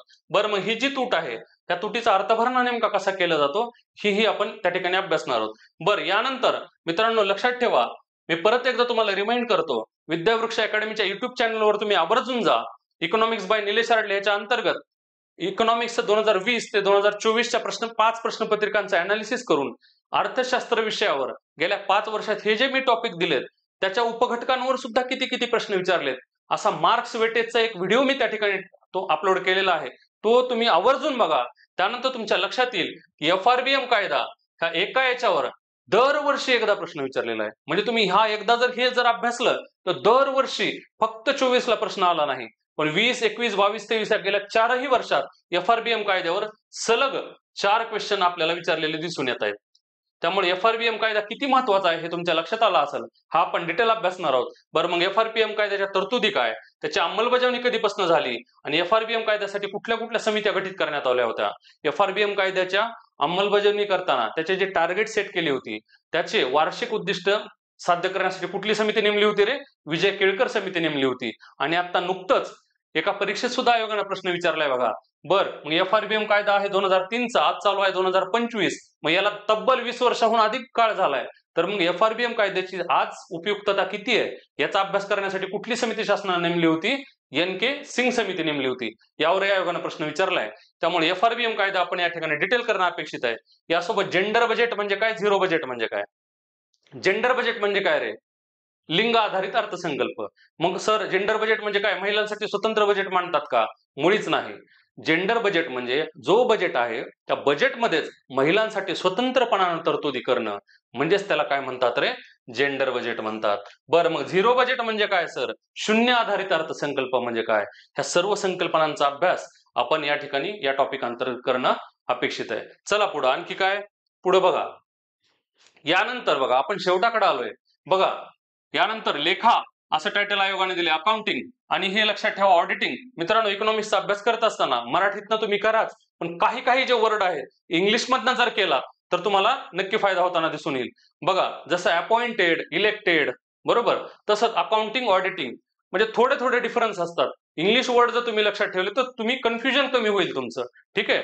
त्यामुळे बघा, अकाउंटिंग अगोदर अकाउंटिंग आणि ऑडिटिंग हे दोन्ही गोष्टी फक्त कॅग एकाच माणसाकडे होती, पण नंतर 1976 पासून यांच्या कामाचं विभाजन करून अकाउंटिंगसाठी CJA हे पद निर्माण करण्यात आलं. बरं, मग अकाउंटिंग म्हणजे काय रे? जमा आणि खर्चाची मांडणी करणं, फक्त हिशोब मांडणं, तपासणं नाही. अकाउंटिंगचं काम कोण करतं तर CJA करतो. 1976 पासून या पदाची निर्मिती केली. आणि ऑडिटिंग म्हणजे हा जमा खर्च म्हणजे संसद दरवर्षी शासनाला काही खर्चाची मान्यता देत असतं. मग संसदेनं मान्यता दिलेल्यानुसारच शासन खर्च करतंय का याची तपासणी कोण करत असतो तर हा कॅग करत असतो. म्हणजेच तो काय करत असतो रे? ऑडिटिंग करत असतो. तो हिशोब तपासत असतो. हा हिशोब मांडतो आणि हा असतो तो हिशोब तपासतो. म्हणून ह्याला सर हिशेब तपासणीस पण म्हणतात. सन्माननीय भारताचे शिल्पकार डॉक्टर बाबासाहेब आंबेडकरांनी त्या घटना निर्मितीच्या वेळेस भाषणामध्ये त्यांनी उल्लेख केलाय की घटनात्मक पदावरील सर्वात महत्वाचा व्यक्ती जर मला कोण आहे असा विचाराल तर मी कॅग असा म्हणेल. असं त्यांनी कॅगचा बहुमान त्या ठिकाणी केलेला आहे. म्हणजे कॅग हे पद किती महत्वाचं आहे हे लक्षात या. बरं, मग कॅग त्याचा कलम काय, कॅगची स्थापना कोण करतो, कॅगचा कालावधी किती आहे हे सर्व आपल्याला बघायचं आहे. कॅग नेमका कोणत्या कोणत्या संस्थांचं ऑडिटिंग करतो, कुठल्या संस्थांचं ऑडिटिंग करत नाही हे पण आपण बघणं अपेक्षित आहे. मग अकाउंटिंग नंतर आपण ऑडिटिंग बघणार आहोत. बरं, मग ऑडिटिंग सोबतच कॅग सोबतच आणखी संसदेमध्ये 3 समित्या नेमलेल्या आहेत. या समित्या त्या सुद्धा संसदेच्या खर्चावर नियंत्रण ठेवण्याचं काम करत असतात. म्हणजे संसदेने मान्यता दिल्यानुसारच खर्च केला जातोय का याच्यावर कंट्रोल करण्याचं काम कॅग सोबतच या 3 समित्या करत असतात. म्हणून हे लोकलेखा समितीला काय म्हणतात रे? कॅगला लोकलेखा समितीचे कान नाक डोळे असं म्हणत असतात. बरोबर. म्हणजे बघा, या 3 संसदीय समित्या सुद्धा असतात, त्या सुद्धा ऑडिटिंगचं काम करतात. कुठल्या कुठल्या आहेत रे? लोकलेखा पब्लिक अकाउंट कमिटी, लोक अंदाज समिती म्हणजे पब्लिक इस्टिमेट कमिटी आणि सार्वजनिक निगम कमिटी. बरोबर. हे लोक अंदाज समिती जी असते ते फक्त कुठं असते रे? फक्त लोकसभेत असते. तर ह्या 3 ज्या समित्या आहेत त्यांचं नेमकं स्ट्रक्चर काय, कोणती समिती लोकसभेत असते, कोणती राज्यसभेत असते, हे सर्व आपण अभ्यासणं या ठिकाणी अपेक्षित आहे. बघा, यानंतर आता खरं तर मित्रांनो इथं आयोगानं दिलेला जो मुद्देसूद अभ्यासक्रम आहे तो इथं संपतो. पण आयोगानं शेवटी बरोबर त्या ठिकाणी पोरांना काही काय म्हणतात त्याला, एक चक्रव्यूह टाकल्यासारखा टाकलाय, की शेवटी त्यांनी इत्यादी हा शब्द वापरलाय बघा सिलेबसमध्ये. त्याच्यामुळं इत्यादीमध्ये जनरली एवढा सिलेबसवरच आयोग जास्तीत जास्त प्रश्न विचारतं, पण काही 2 ते 3 प्रश्न असतात यासोबतच येणारे काही जे टॉपिक आहेत त्याच्यावर विचारत असते. त्यामुळे आपण व आपला एकही मार्क जाऊ नये यासाठी याला लागूनच आणखी काही घटकांचा अभ्यास करणं अपेक्षित आहे. तर या पुढचा जे घटकांचा अभ्यास आहे ते आपण खूप डिटेल न जाता खूप ओझरता करणार आहोत. ठीक आहे.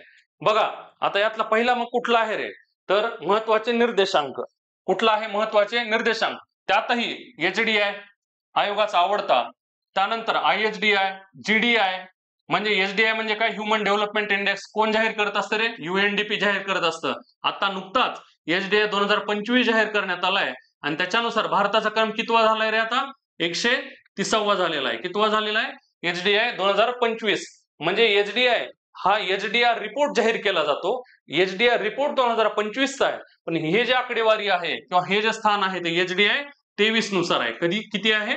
एचडीआय 23 रिपोर्ट 2025चाच आहे, पण त्याच्यामध्ये काउंट काय केलेलं आहे? 23च्या आकडेवारीनुसार भारताचं स्थान 130वा आहे. बर, मग याचे निकष कोणकोणते आहेत? आरोग्य, शिक्षण आणि जीवनमानाचा दर्जा कधीपासून हा जाहीर केला जातो? तर हा 2010 पासून जाहीर केला जातो. म्हणजे जनरल निर्देशांकाचा अभ्यास करत असताना कुठली संस्था जाहीर करते, कधीपासून जाहीर करते, त्याचे निकष कोणकोणते आणि त्यामध्ये भारताचा क्रमांक येतो, एवढाच अभ्यास आपण या ठिकाणी करणार आहोत. यासोबतच मग हे आणखी काही निकष आहेत. त्यातला आयोगाचा महत्वाचा, आयोगानं गेल्या 2 वर्षात या एकाच MPI वर प्रश्न विचारलेले दिसून येत आहेत. 2024 ला सुद्धा प्रश्न आलाय आणि 2023 ला सुद्धा प्रश्न एका MPI निर्देशांकावर विचारलाय. अगोदर ह्युमन पॉवर्टी इंडेक्स काढला जायचा, त्यानंतर 1997 ला बघा, अगोदर ह्युमन पॉवर्टी इंडेक्स काढला जायचा. कधीपासून? 1997 पासून. परंतु तो रद्द करण्यात येऊन पुन्हा 2010 पासून multi dimensional poverty index MPI काढला जाऊ लागला. त्या MPI वर आयोगानं गेल्या 2 वर्षात सलग 2दा प्रश्न विचारलेला दिसून येतोय. त्यामुळे हे जे काही महत्वाचे निर्देशांक आहेत याचा अभ्यास आपण त्या ठिकाणी ओझरता करणार आहोत. त्यानंतर बघा, शाश्वत विकास. जनरली शाश्वत विकास किंवा सस्टेनेबल डेव्हलपमेंट हा राज्यसेवा पूर्व परीक्षेचा विषय आहे. त्यावर प्रश्न जास्त वेळेला विचारलेले दिसून येतात. परंतु तरीही कधी जर प्रश्न आला तर आपला मार्क जाऊ नये म्हणून जे MDG गोल आहेत किती आहेत? ते 8 आहेत. आणि जे सस्टेनेबल डेव्हलपमेंट गोल आहेत ते किती आहेत रे? 17 आहेत. ते नेमके कोणकोणते आहेत तेवढाच अभ्यास आपण त्या ठिकाणी करणार आहोत. ठीक आहे. त्यानंतर भारतीय अर्थव्यवस्था आणि भारतीय अर्थव्यवस्थेची वैशिष्ट्ये काय? जसं मी तुम्हाला सुरुवातीलाच सांगितलं होतं, समाजवादी अर्थव्यवस्था म्हणजे काय, मिश्र अर्थव्यवस्था म्हणजे काय, भांडवलवादी अर्थव्यवस्था म्हणजे काय, हिंदू ग्रोथ रेट म्हणजे काय, मग भारतीय अर्थव्यवस्थेमध्ये कसे कसे बदल होत गेले, या सर्वांचा अभ्यास आपल्याला या अंतर्गत करायचा आहे. याचाही अतिशय थोडक्यात आढावा आपण या ठिकाणी घेणार आहोत. त्यानंतर बघा, नियोजन. आता हे नियोजन टॉपिक करत असताना नियोजन आयोग जुना, बरोबर, आताचा काय आहे? नीती आयोग. मग या नीती आयोगाच्या लॉंग फॉर्मवर आयोगाने एकदा प्रश्न विचारलेला दिसून येतोय. मग नियोजन आयोग आणि नीती आयोगात नेमका फरक काय? नियोजन आयोगाचं स्ट्रक्चर कसं होतं, आता नीती आयोगाचं स्ट्रक्चर नेमकं कसं आहे ते बघणार आहोत. जुनी ही राष्ट्रीय विकास परिषद आहे, जिला नॅशनल डेव्हलपमेंट काउन्सिल असं म्हणलं जायचं. तिचा रोल नेमका काय होता? ठीक आहे, ते बघणार आहोत. नीती आयोगाची स्थापना कधी झाली? प्रामुख्यानं आपण नीती आयोगावर भर देणार आहोत. त्याच्यासोबत आयोग जास्त प्रश्न विचारताना दिसून येतं पंचवार्षिक योजना. किती पंचवार्षिक योजना झालेल्या आहेत रे? 12 पंचवार्षिक योजना झालेल्या आहेत. मग डिटेल 12 पंचवार्षिक योजनांचा अभ्यास करायचा आहे का? तर फार डिटेलमध्ये करणं अपेक्षित नाही. त्यातल्याही काही महत्वाच्या योजना आहेत, आयोगाने सातत्यानं त्यावर प्रश्न विचारलेत. नेमक्या तेवढ्या योजना आपण हिट करणं जास्त गरजेचं आहे. आपण आपल्या बॅच मध्ये घेणार आहोत. त्यानंतर आर्थिक सुधारणा हा टॉपिक आपण बघणार आहोत. LPG धोरण, बरोबर, लिबरलायझेशन, प्रायव्हेटायझेशन आणि ग्लोबलायझेशन. माजी पंतप्रधान मनमोहन सिंग हे त्या काळात अर्थमंत्री असताना त्यांच्या काळामध्ये हे एलपीजी धोरण राबवण्यात आलं होतं. त्यामुळे हे एलपीजी धोरण काय आहेत, त्या अंतर्गत कोणत्या कोणत्या सुधारणा करण्यात आल्या याचाही आपण ओझरता का होईना अभ्यास करणं अपेक्षित आहे. ठीक आहे, बघा अगोदर जो सिलेबस दिला त्याचा डिटेल अभ्यास आपण करणार आहोत, पण त्याच्यावर सोबत हे जे काही घटक आहेत त्यावर कधीतरी एक दोन प्रश्न विचारताना दिसून येत आहे. त्यामुळे याचा थोडक्यामध्ये अभ्यास आपण त्या ठिकाणी करणार आहोत. यानंतर बघा आणखी काही टॉपिक आहेत. कुठले आहेत रे बघा, यासोबत बघा आता एवढाच अभ्यास आपल्याला करायचा आहे. किंमत वाढ संकल्पना. आता किंमत वाढ हा टॉपिक करत असताना काय बघायचं, फक्त संकल्पना. मी जशी तुम्हाला मगाशी सांगितली, मागणी आणि पुरवठा. बरोबर, मागणी जास्त झाली त्या मानानं पुरवठा जर कमी पडला की वस्तूंच्या किमती वाढताना दिसून येतात. मग ही संकल्पना नेमकं काय, मागणी वाढवणारे घटक कोणते आहेत, पुरवठा कमी करणारे घटक कोणते आहेत, याचा अभ्यास आपल्याला करायचा आहे. यासोबत हे WPI संकल्पना आणि CPI संकल्पना. CPI इंडस्ट्रियल वर्कर यावर प्रश्न आता विचारलेला दिसून येतोय. ठीक आहे, नुकताच. मग हे WPI CPI संकल्पना काय आहेत, आपली भाववाढ जी होते, महागाई होते आपण असं म्हणत असतो, त्याच्यासाठी ती मोजण्यासाठी दोन इंडेक्सची निर्मिती करण्यात आलेली आहे. एक आहे होलसेल प्राइस इंडेक्स आणि दुसरा आहे कंझ्युमर प्राइस इंडेक्स.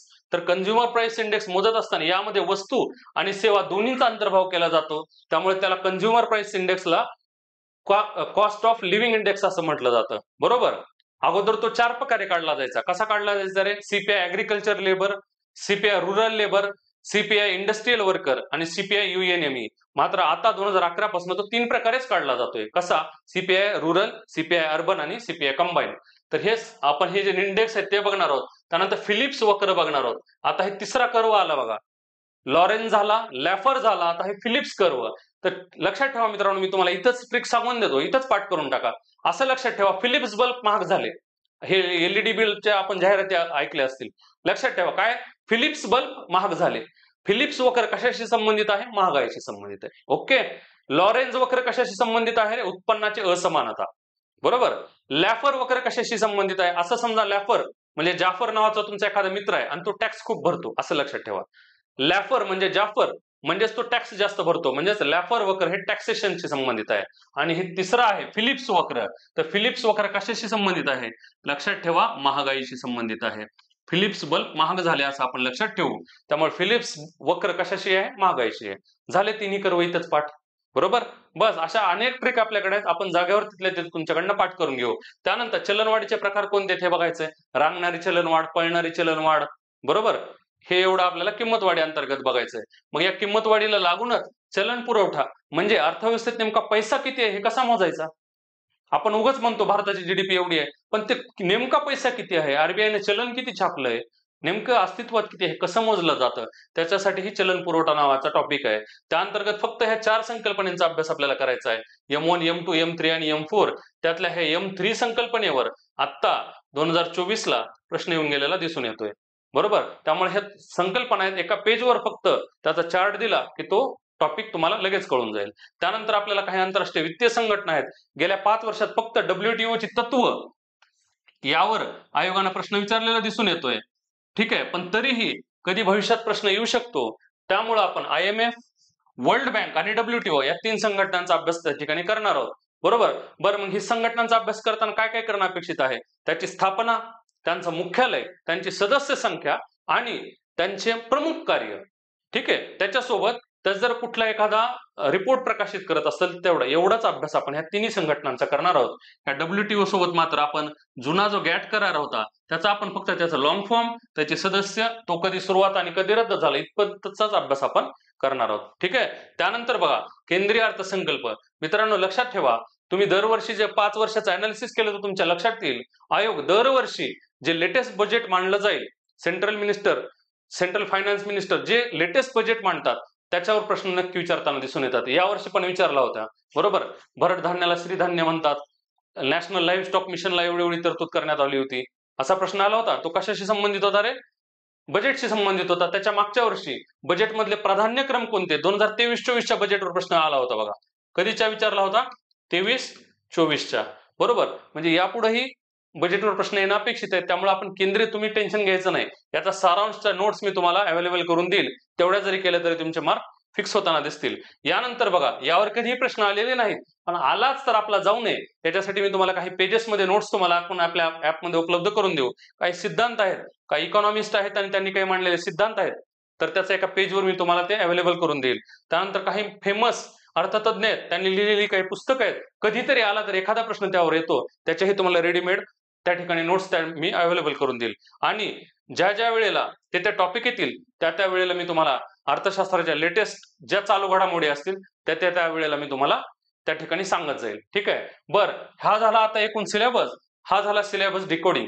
कारण हा सिलेबस आयोगाने जरी 3 ओळीत आणि 12 घटकांमध्ये दिलेला असला तर त्या अंतर्गत काय काय नेमका अभ्यास करणं अपेक्षित आहे.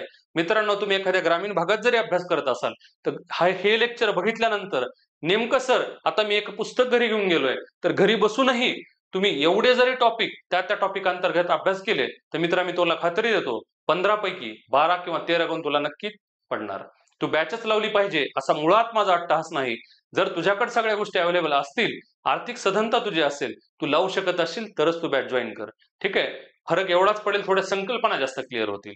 ठीक आहे. त्यामुळं आपण लवकरच आता आपली पूर्व परीक्षेची कंबाईन पूर्व परीक्षा 2025 गट ब आणि गट क साठी एकत्रित पद्धतीनं अर्थव्यवस्था विषयाची पूर्व परीक्षेची बॅच विद्यावृक्ष अकॅडमीच्या ऍपवर आपण अवेलेबल करून देणार आहोत. तसेच तुम्ही मला यापुढेही जर तुम्हाला माझ्याशी कनेक्ट राहायचं असेल, अर्थशास्त्राबद्दल लेटेस्ट अपडेट काही पाहिजे असतील तर इकॉनॉमिक्स बाय निलेश आरडले हे टेलिग्राम चॅनल माझं तुम्ही जॉईन करू शकता. विद्यावृक्ष अकॅडमीचं हे टेलिग्राम चॅनल तुम्ही जॉईन करू शकता. ठीक आहे. आता हा झाला आपला सिलेबस डिकोडिंग. मग यासोबत आपण आपल्या बॅचमध्ये प्रिव्हियस इयर क्वेश्चन्स हे डिटेल अनालिसिस तुम्हाला घेणार आहोत. त्यानंतर आपण दररोज जे काही टॉपिक शिकवू दररोज त्यावर 10 प्रश्नांचे टेस्ट घेणार आहोत. म्हणजे आज जे काही मी शिकवलंय त्याच्या कन्सेप्ट तुमच्या लगेच क्लिअर व्हाव्या. त्यासोबतच आपण पूर्ण सिलेबस झाल्यानंतर किंवा दर 4-5 टॉपिक झाल्यानंतर त्यावर टेस्ट आपण आयोजित करणार आहोत. म्हणजे पूर्ण आणि पुन्हा जेव्हा इकॉनॉमिक्सचा तुमचा पूर्ण त्या ठिकाणी सिलेबस कंप्लीट होईल त्यानंतर तुम्हाला खास इकॉनॉमिक्सवर 25-25 मार्काच्या टेस्ट सुद्धा मी त्या ठिकाणी तुम्हाला अवेलेबल करून देणार आहेत. म्हणजे एवढ्या सर्वांचा समावेश आपण आपल्या कंबाईन पूर्व परीक्षेच्या बॅचमध्ये आपण करणार आहोत. मित्रांनो, आता हे झाला सर्व यामध्ये मी पूर्ण कंबाईन पूर्व परीक्षेचा अर्थशास्त्र विषयाचा सिलेबस तुम्हाला मी डिटेलमध्ये डिकोडिंग या ठिकाणी करून दिलेला आहे. त्यामुळे तुम्ही आता अजिबात वेळ न दवडता इकॉनॉमिक्स मध्ये पैकीच्या पैकी मार्क मला कसे मिळतील याची तुम्ही खात्री बाळगा. ठीक आहे. कारण बघा, 2024चं मेरिट जर बघितलं तर 62.5 कडे गेलंय. ते पास होणाऱ्या मुलांचे जर अर्थशास्त्राचे मार्ग जर तुम्ही जाऊन बघाल तर तुमच्या लक्षात येईल की प्रत्येक मुलाला 12 किंवा 13 पेक्षा जास्तच गुण अर्थशास्त्रात मिळालेले दिसून येतील. स्पर्धा खूप वाढली आहे, एका मार्काची स्पर्धा आहे. त्याच्यामुळे गाफील न राहता तुम्ही पूर्ण व्यवस्थित प्रत्येक घटक करणं अपेक्षित आहे, जेणेकरून एक मार्क प्लस करून मी पूर्वचा टप्पा ओलांडून मुख्यकडे कसा जाईल आणि मी अंतिम यादीत कसा येईल, माझ्या आई पप्पांचे स्वप्न कसे साकार करेल. कालच क्लर्कच्या अंतिम यादीचा निकाल लागला. बघा मित्रांनो, तुम्ही गुलाल उधळा तयार झालात, आता जनता तुम्हाला हळद लावायला या ठिकाणी तयार झालेली आहे.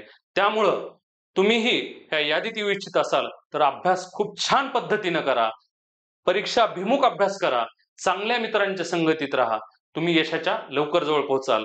मित्रांनो, स्वतःवर विश्वास ठेवा. आयोगाचा syllabus, previous year question paper, एका विषयासाठी एकच book, minimum book, maximum revision हे यशाचं सूत्र आहे. लक्षात ठेवा. या सर्व गोष्टी जर तुम्ही केला तर तुम्ही यश नक्की मिळवाल. तुम्हाला एक सुंदर शेर जाताना मी सांगतो, मंजिल तो तुम्हें मिल ही जाएगी, मंजिल तो तुम्हें मिल ही जाएगी, थोडी देर ही सही, गुमराह तो वो है जो घर से निकले ही नहीं. तुम्ही निघालाय ना, तुम्ही तुमच्या ध्येयाच्या दिशेने निघालाय तर तुम्ही तिथपर्यंत नक्की पोहोचाल. विद्यावृक्ष अकॅडमी, मी स्वतः निलेश आरडले तुमच्या सोबत नेहमी असेल. अर्थशास्त्र विषयात जास्तीत जास्त मार्क घेण्यासाठी विद्यावृक्ष अकॅडमीचं युट्यूब चॅनल, टेलिग्राम चॅनल आणि माझ्याशी कनेक्टेड राहण्यासाठी इकॉनॉमिक्स बाय निलेश आरडले हे टेलिग्राम चॅनल तुम्ही जॉईन करा. लवकरात लवकर अवघ्या आठवड्याभरामध्ये मी माझी कंबाईन पूर्व परीक्षा अर्थशास्त्र विषयाची बॅच विद्यावृक्ष अकॅडमीच्या ऍपवर लॉन्च करणार आहे. तेही तुम्ही जॉईन करा असं आवाहन मी तुम्हाला करतो. आणि तुम्हा सर्वांना येणाऱ्या 9 नोव्हेंबर 2025 रोजीच्या गट ब व 30 नोव्हेंबर 2025 रोजीच्या गट क पूर्व परीक्षेसाठी खूप शुभेच्छा देतो. All the best. Thank you so much.